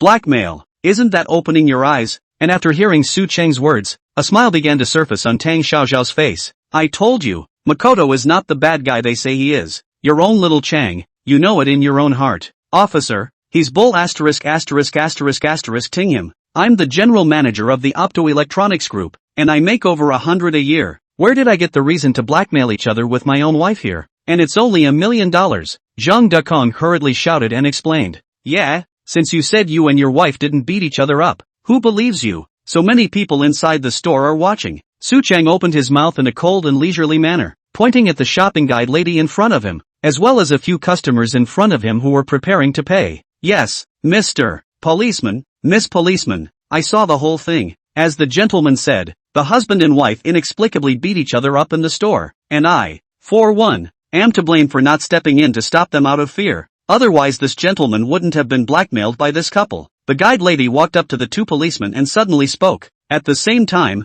as if someone was leading the way in the women's clothing store, people kept walking up to Du Gang and Tang Xiaoxiao, accusing Zhang Dekong and Wang Chuifan of being husband and wife. Now it seems that it's not the old people who are getting bad, but there are bad people who keep getting older. That's right, you must be clear about it. Sister policeman. Zhang Dekong and Wang Chuifan were completely stunned at the moment, both suspecting that there was something wrong with their heads. But then Zhang Dekong thought of something else. No way. I want to check the surveillance. Chapter 11, Full-Time Bodyguard 7. Close the curtain. I, Zhang Dekong, am no cutie pie. This guy must have bribed all these people with money. Zhang Dekong indignantly pointed at Su Cheng and said, he's done this before. He's paid people to change their minds. He, Zhang Dekong, had done more and seen more. How could he just let Su Cheng fool him? Ha, you're saying I pay people off? I haven't left this couch since the beginning, have I? And where would I get the chance to buy off the customers inside these stores? Su Cheng laughed. This Zhang Dekong more or less had some brains, but in front of his own identity, how could he possibly think? He did take some money to buy people off, but only a little. These customers of the store are bodyguards who hide in the shadows to protect him and defend him spontaneously. What little customers there are will naturally be bought off by his bodyguards. This I don't know and I don't want to care. I'm about to pull the surveillance. Zhang Dekong really couldn't figure out how Su Cheng did what he did to change so many people's mouths in such a short period of time. Sitting on a sofa? But he didn't want to think about that. Pull up the surveillance and it all came out. Wang Chuifan also crossed her arms, her fire coming up. I know. This kid must be using that no-limit black and gold card he stole to buy things for people in order to get all this help with his bull *********. If you'll give me that unlimited black and gold card, my husband and I won't let the police arrest you. As she said that, the color of greed surfaced on Wang Chuifan's face again. That's an unlimited black and gold card. You can swipe $1 million of the good stuff at a whim. If you can have such a good thing, you can also have all the brand name clothes, bags, silk scarves, all in your pocket. Zhang Dekong looked at Wang Chuifan with extreme disgust. If it wasn't for the fact that he had received favors from her family when he was down and out, he would have kicked her out a long time ago. So greedy even in front of the police? What an idiot. Tang Xiaoxia slanted a glance at Wang Chuifan and just wanted to speak. What's wrong, Manager Zhang? Didn't I tell you a long time ago that the surveillance would be turned off during the day? A woman in a light gray suit walked out, rubbing her eyes extremely lazily and rushed at Zhang Dekong. But just as she finished speaking, she saw the two police officers standing aside and instantly widened her eyes and covered her mouth with both hands in death. I demolish, oh cow devil. You're pretending to be a pinched horse. When did you tell me that the surveillance was off? I don't even know you. When Zhang Dekong heard this woman's words, his heart instantly flamed up and he completely broke into a rage. He also saw the eyes of Tang Xiaoxiao and Du Gang on the side and knew that he was now in danger. Speak clearly. When did I meet with you? And when did you say the surveillance was off? Zhang Dekong forced himself to calm down. When? It is last night in the night. The woman opened her mouth a little aggrieved, muttered, and saw that the police officer was also looking at himself, a little disgruntled. And upon hearing the night in this woman's mouth, Zhang Dekong knew that he was completely screwed, not because of anything else. He was indeed in the night last night. Although he didn't recognize the woman in front of him, he knew that this guy was definitely Su Cheng's person. That unlimited black gold card is definitely his. One simply can't play a person who was on the same level as Su Batian. Zhang Dekong didn't want to talk anymore. lowered his head and sat down directly on the ground. He was tired. What night color? How come I don't know? Zhang Dekong, you tell me. Wang Suifan looked at the woman with some suspicion, then pointed at Zhang Dekong and questioned. I said you ama. If it wasn't for you, I could have offended him. Zhang Dekong, you've gotten fat with guts, haven't you? Immediately afterward, Zhang Dekong and Wang Suifan couple began to wrestle together, and the original fabricated lies became true. Tang Xiaoxiao and Du Gang also rushed up to stop them, pulling the two apart. Makoto, you and your classmates go first. See you next time. Tang Xiaoxia turned back and admonished Su Chang before she and Du Gang both continued to engage into the dispute between the two. How's that for a good play? Su Chang walked out of the women's clothing store with his arm around Wu Xinlan's thin waist. That's awesome, Su Xiao. How the hell did you do that? Wu Xinlan was so impressed. It was really hard to believe that black could actually be said to be white. And for just that short period of time, Su Chang was able to sit by his side and play with his little hand. Just take control. What's even better? Do you want to see it? Just then, a Porsche stopped in front of the two, and Su Chang picked up Wu Xinlan and got into the back seat. Wu Xinlan was startled. The car Su Chang drove over before was not this one, and it was Su Chang who drove himself over before, and now the driver in the car is who? It can't be a chauffeur. Nice work, Seven. Come on, snap. Su Chang stretched out his hand and said at the driver in the front row, while extending his palm. It's easy for Seven to strike. Snap. The two palms touched together with a sharp popping sound. Xiao Qi is Su Chang's female bodyguard. Very powerful, always hiding in the dark to protect him on weekdays. Su Chang does not call her. She will not appear. Xinlan, this is my full-time bodyguard, Xiao Qi. Don't look at her. She's a girl, and has achieved multiple championships in martial arts competitions, and is only a little bit worse than me. Su Chang wrapped Wu Xinlan in his arms and sat on his lap, feeling the softness from his body, and suddenly opened his mouth. Xiao Qi glanced at Su Chang and crooked her mouth, revealing a long tiger tooth that looked very cute, but did not speak. If she wasn't worried about losing Su Chang's face, she wouldn't have even high-fived him. It was too damnable. As a full-time bodyguard, she knows very well how to conceal her presence, and she won't talk too much when the young master is holding such a lovely girl in his arms. Xiao Qi, close the curtain at the back. Su Chang spoke with some urgency. Xiao Qi beamed and pulled down the curtain with extreme dissatisfaction. Stinky young master. Bad young master. Ha? No, you go away. Wu Xinlan was startled. Originally she was already very shy sitting in Su Chang's arms.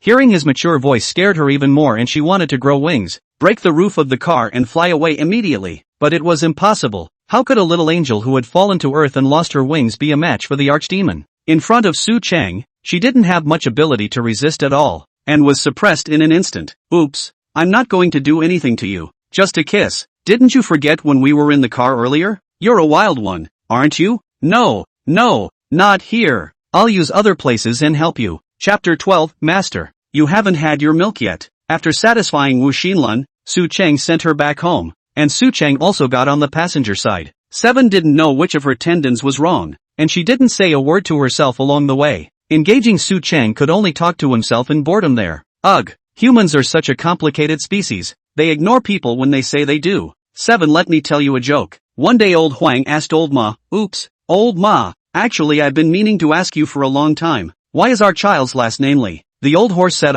this is not simple? Because Real Madrid yellow plus horse to get Li. Put. Xiao Qi had originally been a little curious as to what kind of joke Su Chang would actually tell, but never thought it would actually be a harmonic stock. I can't believe I was so easily amused. Damn it, it's so humiliating. Xiao Qi was cold and forced to smile, ignoring Su Chang and continuing to drive. So tolerant? Although he had just laughed a little, Su Chang didn't want Xiao Qi to keep ignoring him. Tell you what, let me tell you another joke, and if you laugh, you're going to. As he said that, Su Chang looked at Xiao Qi with an evil face, seemingly thinking of something bad. The whole person also slowly closed in on the driving Seven. No, I don't agree, and the missus won't either. Xiao Qi quickly opened his mouth to refuse. He cannot because he just lost face. Do not a moment and then lost lazy. However, after hearing Seven's reply, Su Chang smiled again. This girl is finally paying attention to herself again. She's thinking a little too much, though, isn't she? What are you thinking about? My mom's favorite is you. And when my dad was looking for a fiancé for me, it wasn't always her who disagreed. Besides, my dad is very fond of you. He just wants me to start a family for the old Su. Su Chang somewhat breathlessly pinched Xiao Qi's cheeks. Xiao Qi's face was extraordinarily angular because of her martial arts practice, and coupled with her long tiger teeth, it had a distinctive and lovely aesthetic. Xiao Qi bristled. Of course she knew that both master and madam were very good to her. It also has the intention to set up herself and the young master. But, although Xiaoqi also likes the young master, she has always felt that she is not worthy of the young master. Su Chang was somewhat helpless. It was a knot in Seven's stomach. She had always seen herself as little and as a result had been so consumed. She felt that her status was definitely not worthy of being a great, which would not be beneficial to the young master, nor to the Su family. If it was a princess from a large family that was a good match, the marriage between the two families would be very beneficial to the Su family. That's why Seven never agreed. Soon, Xiaoqi brought Su Chang back to the villa. It was almost dark by now, but outside the villa was standing a little girl in a maid's outfit. It's Luo Xiaoyun. Su Chang informed her of his imminent return. Sister Xiaoqi, young master, you're back. Luo Xiaoyun happily ran towards the two, choppy in the process, too fat for her. Su Chang's eyes couldn't help but widen as he watched. How happy Luo Xiaoyun's children will be. Seven, for her part, was silent and looked down at her chest. It was light, better than nothing. After all, he was a martial arts practitioner and didn't need that. Still, Seven unconsciously clenched her fists. Little Cloud, I missed you so much. Su Chang as soon as he went over to hold Luo Xiaoyun in his arms. This niece is really big hold on the body. Soft, moreover, Luo Xiaoyun still smelled good. How could Su Chang top this Luckily he had already hugged Wu Xinlan before he met Luo Xiaoyun. Ha, young master, why do you have a strange smell on you? Hearing this, Xiaoqi, who was in the distance, couldn't help but blush a bright red on her face, cursing the beast and immediately going to park the car. The little maid's nose twitched and kept wandering towards the source of the smell, but was quickly stopped by Su Chang with his hand. I accidentally got splashed by the stinky water when I got off the bus today. Xiaoyun, don't smell it. It stinks. Su Chang grabbed Luo Xiaoyun's face and then picked her up and walked in towards the villa. Luo Xiaoyun covered her face shyly, but she was still a bit puzzled. I don't think it stinks. The dining table on the second floor of the villa was already filled with meals prepared by the other maids. Su Chang held Luo Xiaoyun and walked to the second floor with no effort at all. This niece is not considered light. The fat should be fat. The thin should be thin. Just right. But this was completely hairy for Su Chang, whose body was pulled full. It was the same during dinner. Su Chang sat on a stool and Luo Xiaoyun sat on Su Chang's lap. The two of them took a bite out of you and a bite out of me. And basically Su Chang was the one moving the chopsticks. The shy little maid quickly fell away. I'll go take a bath first, then I'll go and warm the bed for you. Young master, hiss. If he didn't know that Luo Xiaoyun was truly innocent, Su Chang would have thought that she was seducing him. This ninny will be sold by herself in the future without even realizing it. After having a fiery meal, Su Chang also went to take a shower. Upon arriving in the room, there was a glass of hot milk next to the bed. Young master, you're back. The bed is warm, and there's hot milk ready for you. I'm on my way. Luo Xiaoyun rubbed her eyes, as if she had fallen asleep in such a short while. Su Chang grabbed Luo Xiaoyun's arm and pulled her down on the bed again. At this time, she was wearing a nightgown, and her arms, which were originally covered by the maid's outfit, were exposed, looking extraordinarily white. The lower half of the body can only be seen a little bit of the calf part. So much more a trace of innocence, less temptation. Where are you going, Cloud? The young master's voice wobbled into Luo Xiaoyun's ears as if she hadn't woken up yet. Young master, I'm going to my own room. Luo Xiaoyun was a bit puzzled and stared at Su Chang with wide eyes and a droll tilt of her head. I've obviously warmed the bed. Why won't young master let me go? No, you haven't finished your work well. How can you leave? Su Chang said in a serious manner. Luo Xiaoyun reached out her hand towards the bed and kept probing. This side was warm. Young master, get up for a moment. I'll look over here. After saying that, Luo Xiaoyun kept reaching and groping towards the bottom of Su Chang's body. It's warm. Luo Xiaoyun just wanted to turn back, only to realize that his entire body was underneath Su Chang. Young master, little Cloud, why are you so cute? Su Chang pulled the quilt up and directly covered the two. He then reached out and wrapped Luo Xiaoyun's delicate body directly in his arms. Hey, young master says I'm cute. Hiss, how the hell does this thing grow? He just wanted to sleep well with Luo Xiaoyun in his arms, and didn't want to do anything extra. But this thing kept disliking his body, making it very difficult for Su Chang. Little Cloud, turn your body around. From now on the room you sleep in will be my house. Even if I don't come back, you have to come and sleep in this house. After Luo Xiaoyun turned around, Su Chang rested his chin on Luo Xiaoyun's shoulder and placed his hand on her small stomach position.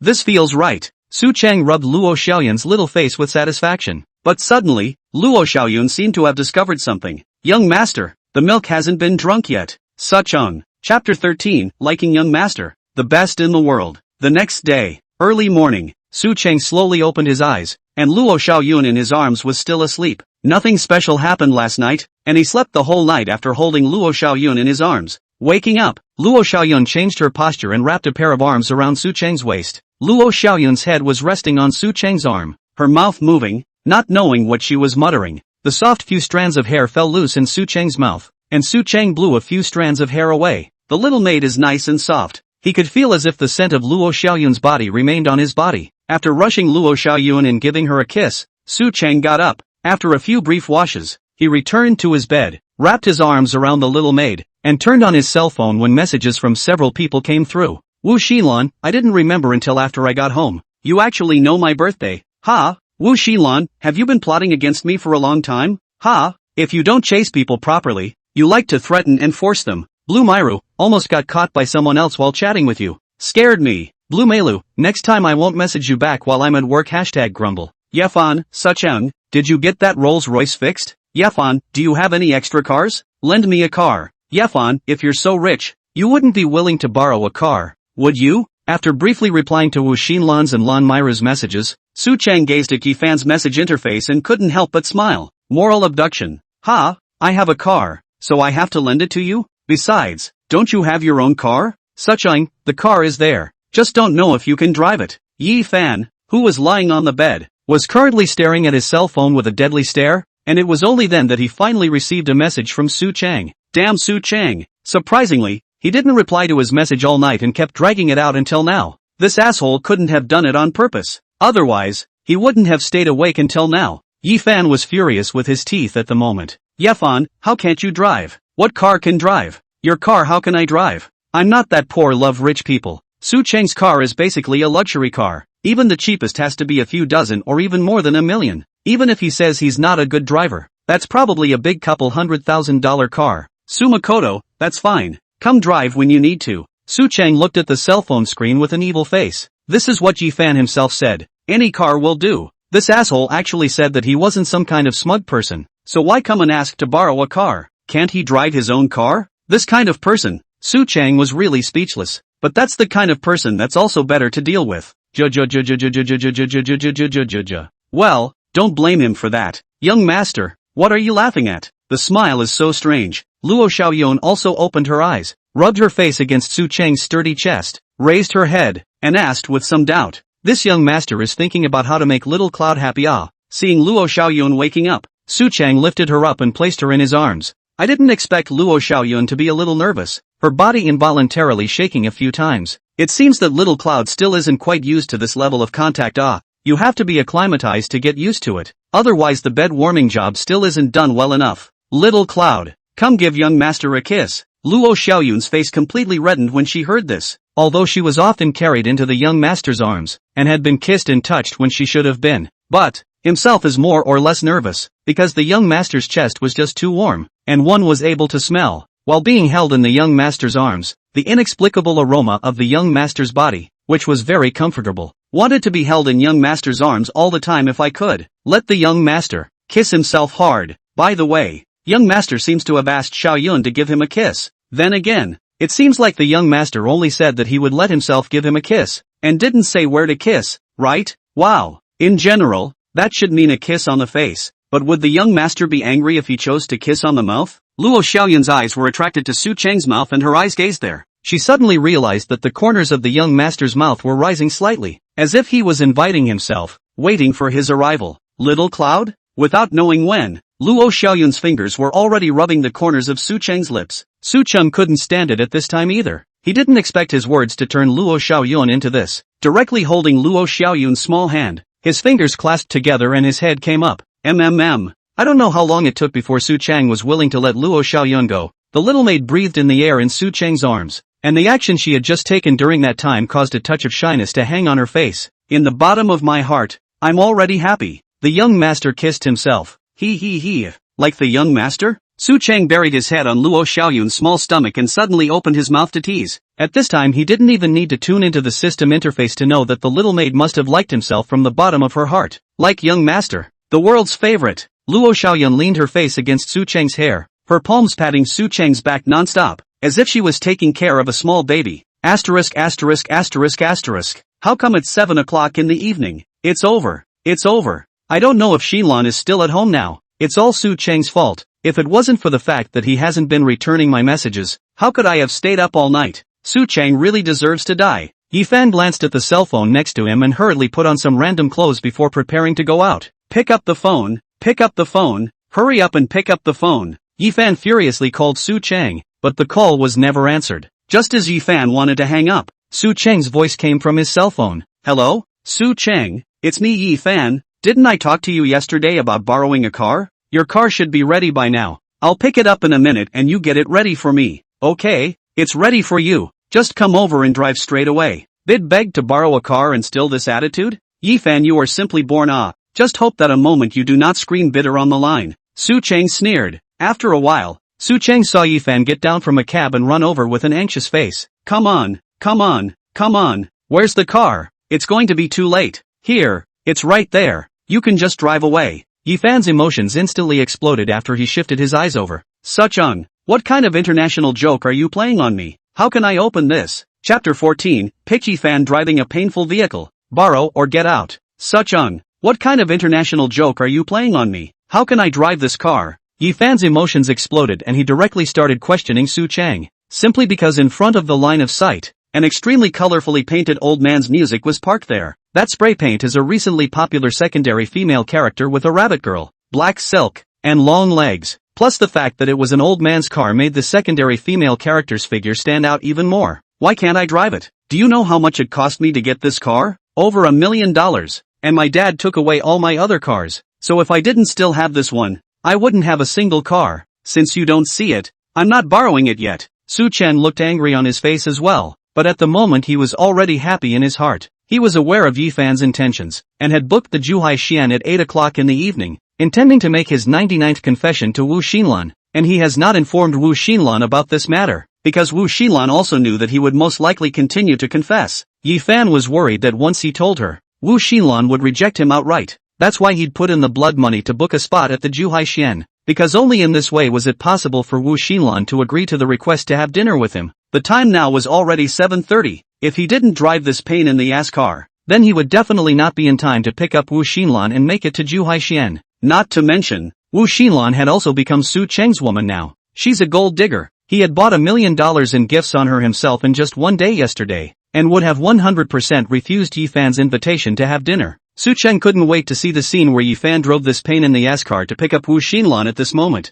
I'll borrow it. Of course I'll borrow it. Hearing that this car wanted a full $1 million, Yifan also bit his teeth. It's always more than $1 million. Though it's a bit of a bad idea to pick up girls in this car, but one has no other choice. That's fine. Remember to give it back to me. Just park it straight back in its original position when you're done using it. Looking at Yifan, who couldn't wait to drive away this pain-in-the-ass old man Lu, Su Cheng now couldn't help but laugh out loud. Wasn't it for this time today that he had bought all those gifts on Wu Xinlan's parents before? That day when he himself went to pick up Wu Xinlan, he drove an Audi A8 and gave very many gifts. Today, Yifan went to pick up Wu Xinlan alone, but he drove an extremely painful car. Old man Lu. Ha. Damn Su Cheng If he had made it clear earlier that it was this kind of car, then I might as well drive my own car? Alas, going back for your own car is out of the question now. Dead horse. Yifan indignantly smashed his fist on the steering wheel, but saw that the steering wheel actually had a tendency to move down, and hastily stopped to refix the steering wheel. This is all you get for a car that costs over $1 million? It's not even close to a Rolls-Royce. Yifan muttered a sentence and drove in the direction of Wu Xinlan's house. At this time, Wu Xinlan was lying at home, fully dressed, with her legs resting on the bed, constantly rocking back and forth. What kind of surprise will Su Xiao give himself? Wu Xinlan was very happy and with much anticipation in her heart. She sighed that time passed very slowly. Surely Su Xiao wouldn't forget her birthday. Ding dong. Suddenly, the doorbell of Wu Xinlan's house rang. It's Su Xiao. Wu Xinlan instantly got up and was ready to go out to greet Su Cheng, taking 3 steps with a large smile on her face. It took less than a minute to get to the gate, but just as she reached the gate, she saw exactly who the visitor was. It was Yifan. It wasn't the Su Cheng she was pining for at all. In an instant, a huge disappointment welled up in Wu Xinlan's heart. What are you doing here? Wu Xinlan spoke with a cold face. Right now she only wanted Yifan to hurry up and get lost. She didn't leave herself to be properly dressed for him to see. Yifan acted as if he hadn't noticed Wu Xinlan's emotions and still had a humble smile on his face. Heartland, isn't today your birthday? I've made dinner reservations at the Zhuhai Xian and wanted to invite you there. and I bought you a very expensive necklace that I wanted to give you. Yifan pleasingly kept opening his mouth and then pulled out a small red box from his pocket, signaling that this was the gift, but then he put it back. This operation of his looked at Wu Xinlan for a while speechless, and then as if she had thought of something, she suddenly opened her mouth. That dinner reservation at the Gathering Sea Cuisine. Are you going? What?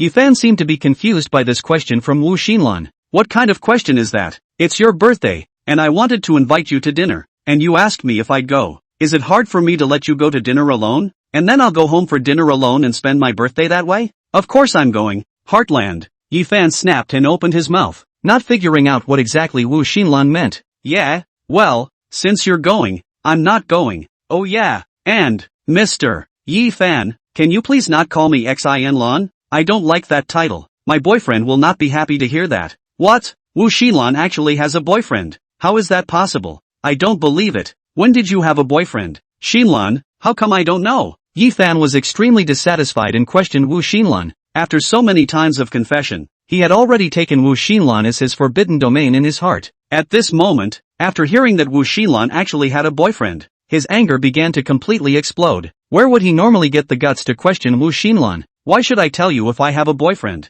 You're not who I am, so I have to inform you? Wu Xinlan was also annoyed. What kind of onion is this guy? It was only when he needed to lick the dog in the past that he forced himself to hold back his dissatisfaction and let him confess so many times. Now that he has Su Xiao, he should tell this guy to go back where he came from. Welp, look what's going on here. Hurting the world. That's the way the little youngsters are getting their drops nowadays. In my day, there were no such revealing clothes worn directly outside. Right at this moment, an extremely old and piercing voice entered the ears of the two. It was then that Wu Xinlan's gaze was drawn to the old man Le Pain car parked outside, and the moment she saw the Pain car, Wu Xinlan's eyes widened. This guy even wanted to drive this car to pick her up for dinner at Juhaixin? He would have really disgraced himself if he had actually followed him into this car. This guy is really stupid and bad. Who says it isn't? Look at the times when someone can drive a car like this. Honey, isn't this our front door? It was only at this time that Wu's father realized that this seemed to be his home in front of him. Isn't that your own daughter inside that door? This man is driving a car like this and is harassing his own daughter.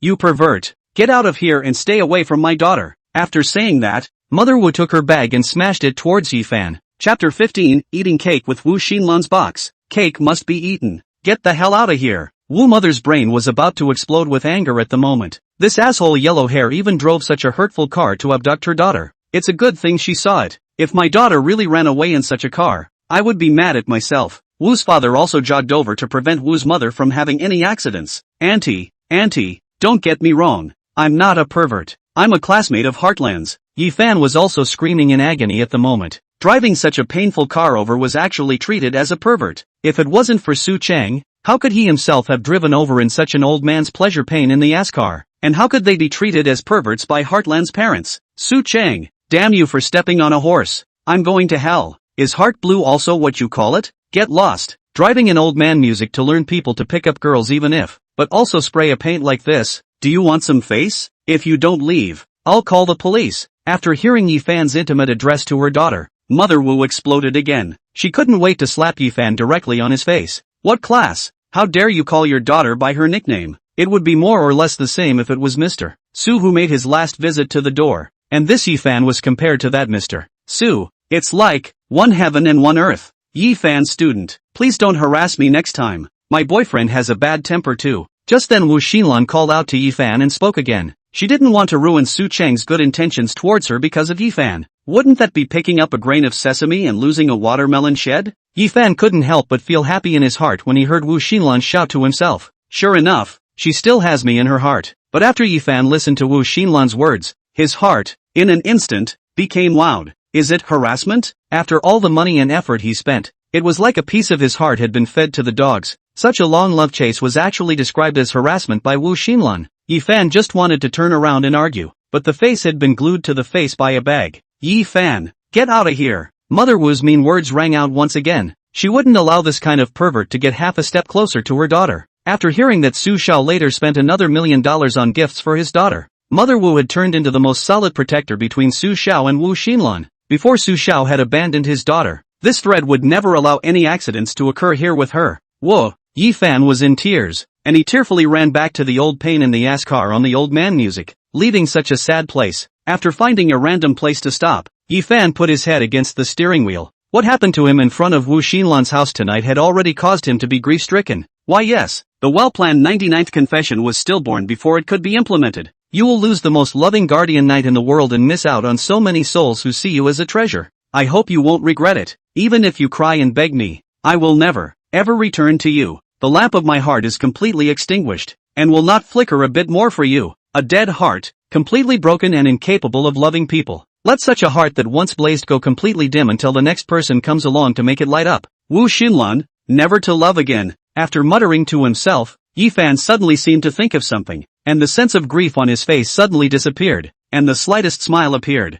Send a friend. Yi Fan quickly edited a friend circle. The guardian knight is about to go completely into the distance, and the princess who once loved her as her own has finally lost the knight who could fight for her against the world. Yi Fan sent out a hint of joy in the bottom of his heart, and then chose the settings to block all of his friends, leaving only Wu Xinlan alone. That means that as long as this friend circle has been viewed, then there is only one possibility. It was Wu Xinlan who viewed the friend circle. I wonder how Wu Xinlan will react when he sees this friend circle. Be sad, be helpless, high and mighty little princess. You're about to lose the knight who once loved you best, unless you come back to me voluntarily to confess your love. That faithful guardian knight will never return. When Wu Xinlan confessed to himself, should he accept it or not? No way. How can I say that I have confessed my existence 98 times? Wu Xinlan's first confession to himself is something he absolutely cannot accept. At the very least, a second confession. Just then, Yi Fan suddenly remembered that the dinner he had ordered at the Zhuhai Xian hadn't been eaten yet. That cost him a fortune. What time is it? Why is it 8:40? It's over.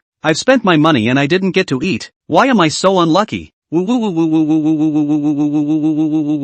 Inside one of the private rooms of the Zhuhai Xian, Su Cheng was sitting face to face with Wu Xinlan. The table was being set with a large, extremely beautiful cake, while other gorgeous meals were crowded around it. All of them are Wu Xinlan's favorite food. And this, a birthday present for you. Open it. Su Cheng smiled lightly again and handed an exquisite little box to Wu Xinlan. Gently receiving Su Cheng's gift and opening the small box with anticipation, Wu Xinlan's gaze was instantly attracted. Just inside is a pendant modeled after a pair of blooming roses. The petals set by many pink diamonds. The stamen is a yellow diamond, and the leaves are made of emeralds. The whole was so lifelike that Wu Xinlan came close, as if he could smell the fragrance of the roses. Filled with excitement, she directly stood up and flung herself into Su Cheng's arms. Arms wrapped around Su Cheng's head and gave him a big fragrant kiss. Is this the legendary rose kiss? Su Shao, why are you so good to me? I love you so much. Muah. Su Cheng also cheerfully stabilized Wu Xinlan in his arms, and his hands kept caressing Wu Xinlan's waist. Since this young man has been so kind to you,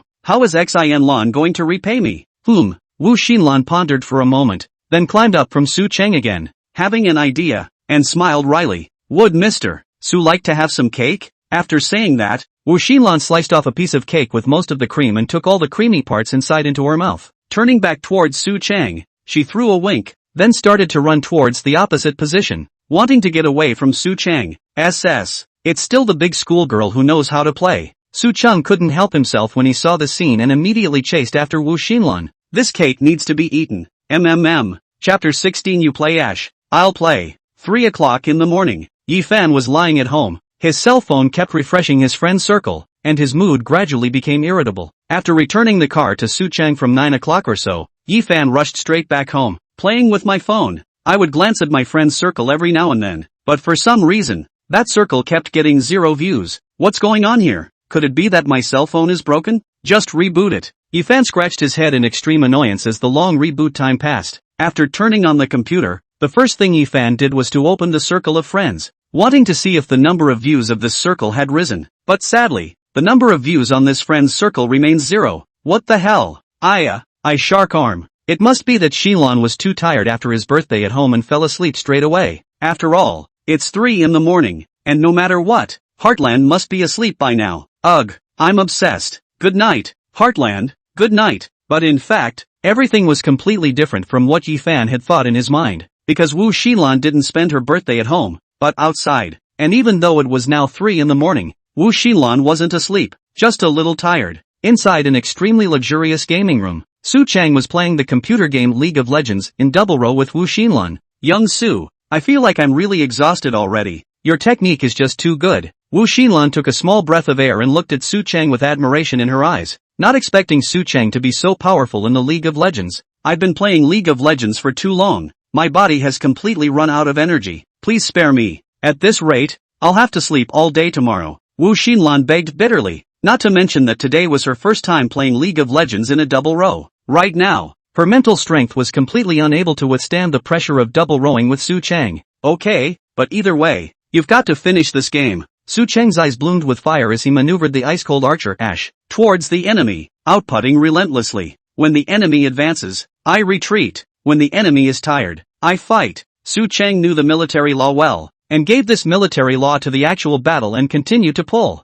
Moreover, the passive of the ice sharpshooter Ash was able to slow down while attacking, which would also allow Su Cheng to perform better pulls, move in and out and control the distance. Soon, the enemy was beaten by Su Cheng and panicked. Suddenly, an abrupt voice entered Su Cheng's ears. Ha, I'm dead. Wu Xinlan let out a gasp of disbelief and looked at the computer screen, then flopped down on the gaming chair and fell asleep sleepily. It turned out that just as Su Cheng was engaging in combat with the enemy, Wu Xinlan was controlling the son of the stars, Nurse Soraka. It is also engaging the enemy. At times, you slow down the enemy to give yourself back blood. At times, you silence the enemy to make it easy for you to escape. But this hero has a drawback. Her W skill, Star Infusion, depletes her own blood when she heals others. Every time Wu Xinlan used her W skill to imbue Su Cheng, her blood level was decreasing. However, she didn't pay attention to her blood level, which was excessively thin as she performed her last infusion. Surprisingly, he was killed by a blue buff on the side by mistake. Su Cheng,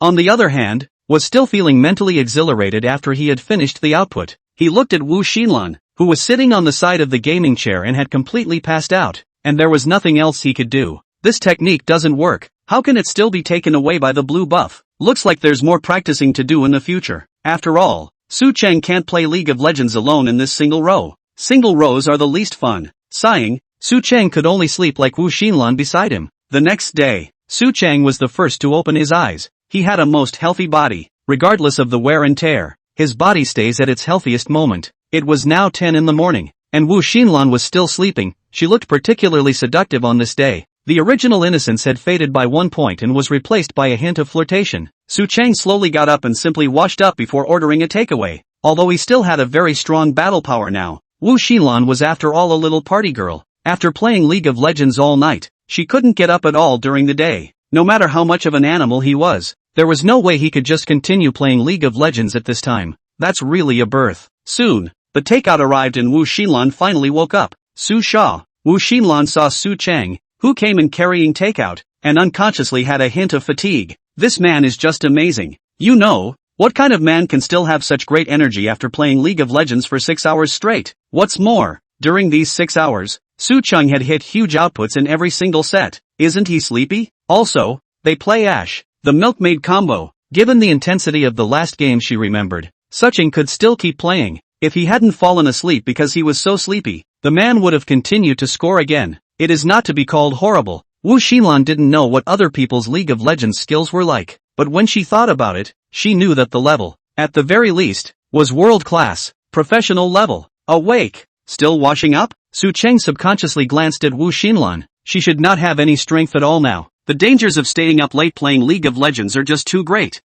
Su Shao. Otherwise, you carry me? Wu Xinlan said with a blushing face. She felt like she didn't have any strength left. Even the distance from the bed to the bathroom is hard to do on your own. If you want to wash up, you can only rely on Su Shao to help you. Could be. Su Cheng walked over to Wu Xinlan's side, picked her up in a princess hug, and walked over towards the bathroom. Wu Xinlan tilted her head up to look at this man who was hugging her. His own first man. If Su Shao doesn't give up, Xinlan will always be willing to follow. Why?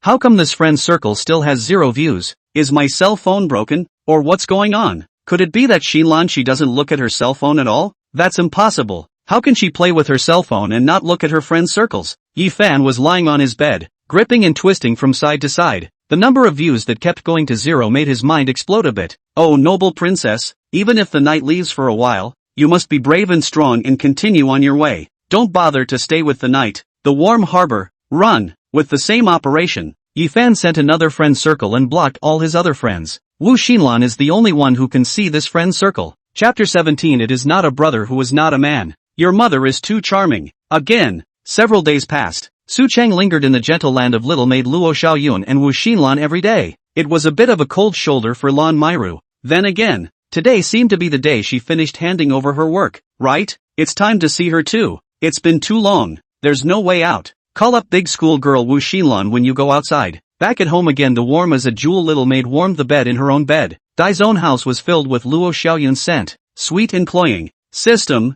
check how much emotional value I have now. Su Cheng lay on his back on the sofa, his mind calling the system. Ding detected that the host has obtained emotion value 274,000 from the hostess Lan Meirou, hostess Luo Xiaoyun, and hostess Wu Xinlan, remaining emotional value 190,000. There's so much more. Then let's all go to the raffle. This period of time allowed Su Cheng to live a life where he almost forgot about the existence of the protagonist, Yi Fan. This guy's presence is so low, not to mention that Wu Xinlan, who originally belonged to the eldest female lead, was already Su Cheng's person from the inside out. Draw a prize, just to see if you can get something good. Wasn't it because the secret of Wu Xinlan was drawn in the raffle last time that he was able to take her down as a matter of course? If there was another important secret to be extracted, wouldn't he or she be able to take down another one of those unknown heroines? Ding, congratulations to the host for obtaining 18,000 rolls of clear grease toilet paper. Ding, congratulations to the host for obtaining a pair of Luo Xiaoyun's original stockings. Ding, congratulations to the host for obtaining the relevant female lead spirit stream plot *1. Suchung. System, why did you get to draw Yun's stockings here? And if I want Yun's stockings, do I have to smoke them here? I'll just go to Yun and ask for them. You must compensate me. System. Ding, congratulations to the host for obtaining divine gun mastery. That's more like it. Ask for it and you actually give it. You can imagine how much you dog system has hacked me. This time the emotional value is almost twice as much as last time. The smoking isn't as good as last time, and it's all hacked up by you. System. He has no evidence. After saying that, Su Cheng opened that spirit streams plot and began to watch it. After reading it, Su Cheng got a general idea. Since Yi Fan's 99th confession hadn't been successfully carried out, naturally there was no plot after that 99th confession, because recently Lan Meirou didn't give him pocket money anymore, so Yi Fan could only earn money outside by himself if he wanted money, but he couldn't find a good job, so he just kept putting it off there. At 1800 hours tomorrow afternoon, Yi Fan found a piano tutor posted 5 minutes ago that was teaching Lingxi to play the piano. Then all one needs to do is log on to the job site at 17:55 tomorrow afternoon and intercept this tutoring job. Since there was still plenty of time, he could have spent more time with Lan Meirou today and tomorrow. After all, it was about time she fulfilled her promise and made herself a maid. Yi Fan, it's not that my brother is an improper person, it's just that your mother is too charming. Soon, Su Cheng drove to the place where Lan Meirou worked, Lei Real Estate. Just as soon as he got off the bus, Su Cheng walked in the direction of Lei Real Estate. He had already contacted Lan Meirou. Good, so handsome. Look. There's a handsome man, and he's driving a Maybach. Like millions of dollars? Don't you dare go up there and ask for a V-mail? I don't dare. He's too rich and handsome to look at us. Big fish and meat eat too much. That also need to eat some light. Look at my. Chattering voices from the surroundings kept coming. There was no way. Who let Su honestly be too handsome? A woman suddenly trotted over towards Su Cheng before stopping him. Handsome, can I add a V-mail please? Sorry, he doesn't mess around with his V-mail. After the woman finished speaking, a voice entered the ears of the two, and Lan Meirou walked out directly from the Lei property. The expression was natural and generous as she looked at the woman, her arm holding Su Cheng's arm extremely naturally. Sorry to interrupt. With that said, the woman returned to her companion's side, with a few hints of derision coming from time to time. Su Cheng silently shook his head. Having tasted enough of the very best, he had Luo Xiaoyun, Wu Xinlan, Lan Meirou, and Xiao Qi. Each one is superb and of a different type. The current Su Cheng simply couldn't look at these mundane women anymore. What are you doing out here? Did you miss me so much you couldn't wait to see me? You've sent me a special message to find me, so of course I'm coming to get you. What do you want or don't want? It's a courtesy. Lan Meirou's cheeks flushed a shade of red, and her head unconsciously turned to the side. What? If you don't want me, then I'll just go. Making a gesture, Su Cheng was about to peel off Lan Meirou's arm and go back to his car. How could Lan Meirou follow him? Hurriedly tugging on Su Cheng's arm, then pulling his body, he brought his mouth to Su Cheng's ear to murmur, "Missed you. What a little villain. And I don't see you missing me." Lan Meirou was a little aggravated. Those 3 words of Lan Meirou seemed to constantly echo in her ears, still emanating that unique, orchid-like musk-like flavor of a mature woman in her body. It felt like my heartstrings were tugging at my heartstrings. Who made you so dishonest? Su Cheng straightened up and then got down to business. So, did you get all your work turnovers done? I believe it was finished today. When it comes to this, Lan Meirou began to become wriggly again, and her face showed a trace of embarrassment. Still haven't turned in. Su Chang was a bit dumbfounded. All given so long without handing over? Well, yes, something went a little wrong. A portion of the property that was supposed to be in my charge was a dangerous building, and the government had originally approved the demolition of that lot, but the owner of one of the homes on the property refused to move out, saying something about not paying enough money or something like that. When Lan Meirou was halfway through her sentence, Su Chang understood. It is to carry out the demolition of dangerous buildings, but there are nail households who refuse to move out, thinking that the money is too small. Ding! Congratulations to the host for unlocking the plot about the female lead Zhao Xier. Name, Zhao Ziel. Age, 19. University, first year at Kanghae University. Trait, both parents are dead. Zhao Ziel is a treasure girl who dresses in raggedy-looking clothes, has long bangs and round ugly glasses. After getting into Zhanghai University, he stayed at his uncle's house, and after encountering the demolition of his house, he became completely desperate and finally jumped into the river to commit suicide. Chapter 18, Shao Qi is jealous. Auntie Lan is jealous too? Treasure girl. Su Chang had often seen this type of girl when he read novels in his previous life. Now he didn't think that he would actually meet this type of girl. Did you go and scrutinize it? Was the family greedy and didn't want to give enough money? Or did they really give less money? Su Chang gave Lan Meirou a puzzled look, and he became serious when he encountered a serious matter. It's not logical that Treasure Girl would do such a thing. Of course, how else could the others agree? It's just that one family that doesn't. I've offered up to $20,000 a square meter, and that's still a dangerous building, and even then, the guy still won't agree.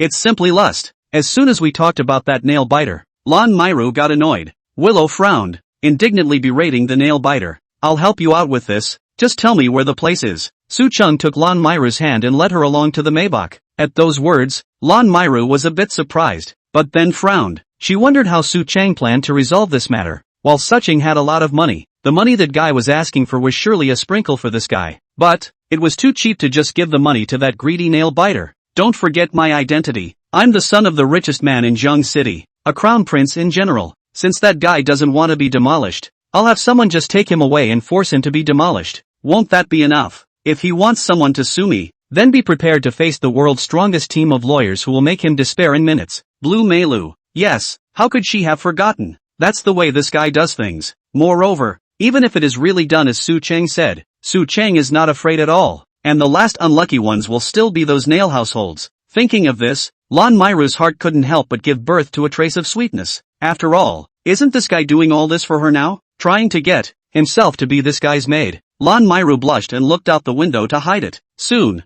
the two arrived at the location of the dangerous building that Lan Meirou had mentioned. But after arriving at the place, Su Chang realized that the dangerous building was even more terrifying than imagined. The exterior walls were patchy, with huge cracks spreading like cobwebs, and the plaster on the bricks had long since fallen off. One could almost say it was shaky. The treasure girls actually live in such an environment, so it's not inevitable to suffer a demolition accident? This asshole uncle of Zhao Ziel's is literally making people's lives dance on the tip of a knife. The people inside these dangerous buildings should have been paid demolition money to move out. Su Chang's face was grave as he turned back to look at Lan Meirou on the side, and his afterglow spotted Shao Qi in the back. It's all been paid out in demolition money, and there's no one living here anymore, except for the fourth floor of the dangerous building on the far side. Blue Meirou nodded. This kind of thing she certainly thought of. If there are casualties, it is not the same. The people in that dangerous building are staying in there all the time, so to speak, to prevent us from secretly demolishing the building. And there's a lot of food stored up,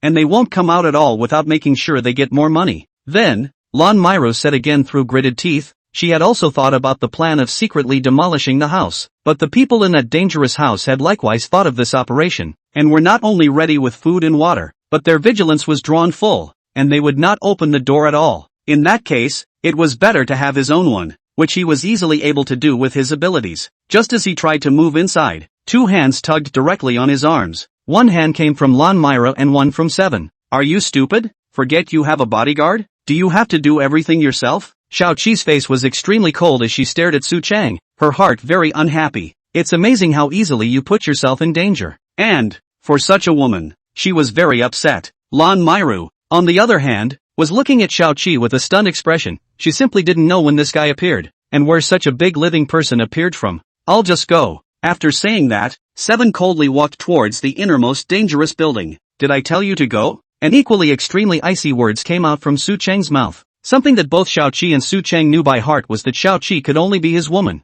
How could he possibly let his woman go inside a dangerous building to arrest someone? Even if he knew that Seven was very powerful, he didn't want Seven to go into danger. Seven frowned and gazed back at Su Chang. Come here. Hearing Su Chang's commanding tone, although Xiaoqi was upset, she still walked towards him and stood in front of him to stop. Turn around. Looking at Xiaoqi, who obediently turned around. Su Chang then took her in his arms and pressed her close to his body. Then the hand went back into Seven's black pocket, pulled out a button, and pressed it twice. Xiaoqi looked back at Su Chang in extreme surprise. This was the first time he had shown his concern. That button was used by the lady young master to summon the bodyguard when she was worried about the two of them. Yes, not only did Su Chang have bodyguards, but so did Seven. A few presses of that button will call in a few people. Obviously, Su Chang was not wanting Seven to go over there and chose to have Seven's bodyguard come over. You're worried about me, and I'm worried about you, said Su Chang with a teasing smile. Boredom. Xiaoqi broke away from Su Chang's embrace and directly walked towards the corner outside and disappeared.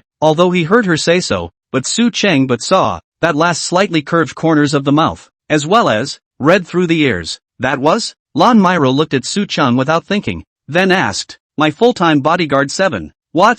Auntie Lan, are you jealous? Kissing baby, don't be jealous. After saying that, Su Chang hugged Lan Meirou into his arms and rushed to kiss her face over and over. Oh, my god, who's your kissy? Lan Meirou was full of blush, want to hide away, but nowhere to hide. In less than a minute, two tall, strong bodyguards arrived in front of the two. None of those who could be Su Chang and Xiaoqi's bodyguards were not super experts. After explaining things, soon, two bodyguards came over with Zhao Zil and her uncle. Since Zhao Zil was a female, neither of the two bodyguards touched Zhao Zil, who walked over on her own. Her uncle, on the other hand, was escorted by one of the bodyguards. I'm going to sue you guys. I will sue you. Is there any king's law or heaven's justice? The demolition money given was not enough in the first place. Now you're still playing kidnapping. Forced demolition. Are you still human beings? I'm calling the police. I'm calling the police. Chapter 19, Bringing Back a Maid and a Sister. Looking at the treasure girl's uncle, Zhao Dihai, who was being controlled by a bodyguard, he still kept on screaming.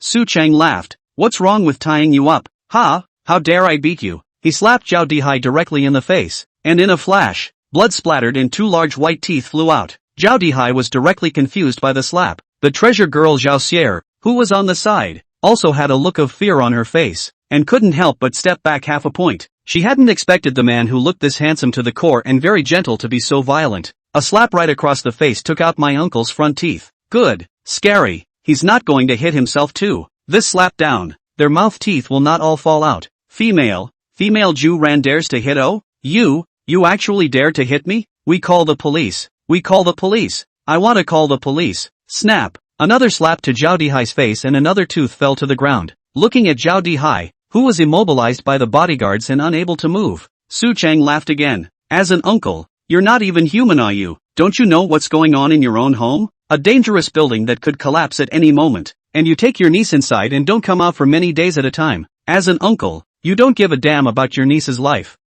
Su Chang again reached out and patted Zhao Dihai's face. He had seen this kind of scum in his previous life, so now that he saw it, it was even more abhorrent. According to the system's plot to introduce it, Zhao Zil most likely suffered some major change in the time that followed. Otherwise it's unlikely that he would have jumped into the river and killed himself. But now that this kind of drama had been stopped by Su Chang, it couldn't possibly happen again. Otto hot. Oh, no more solo guts. Whoa, I was wrong. I won't dare again. Zhao Dihai was hanging by both arms and cried out directly. And after hearing Su Chang's words, Zhao Xier was slightly stunned. She did not expect that this extremely violent person was actually calling for his own. A warm feeling could not help but grow in the bottom of his heart. Okay, don't cry here. Your house is less than 80 square meters. I'll give you 100 square meters. A normal square meter will give you 10,000 at most. I'll give you 20,000 per square meter, giving you a total of 2 million. More than enough. Hearing Su Chang's words, Zhao Dihai froze and directly stopped crying. Instantly grateful. That's a lot. If I had known there was so much money, I would have moved out, for crying out loud.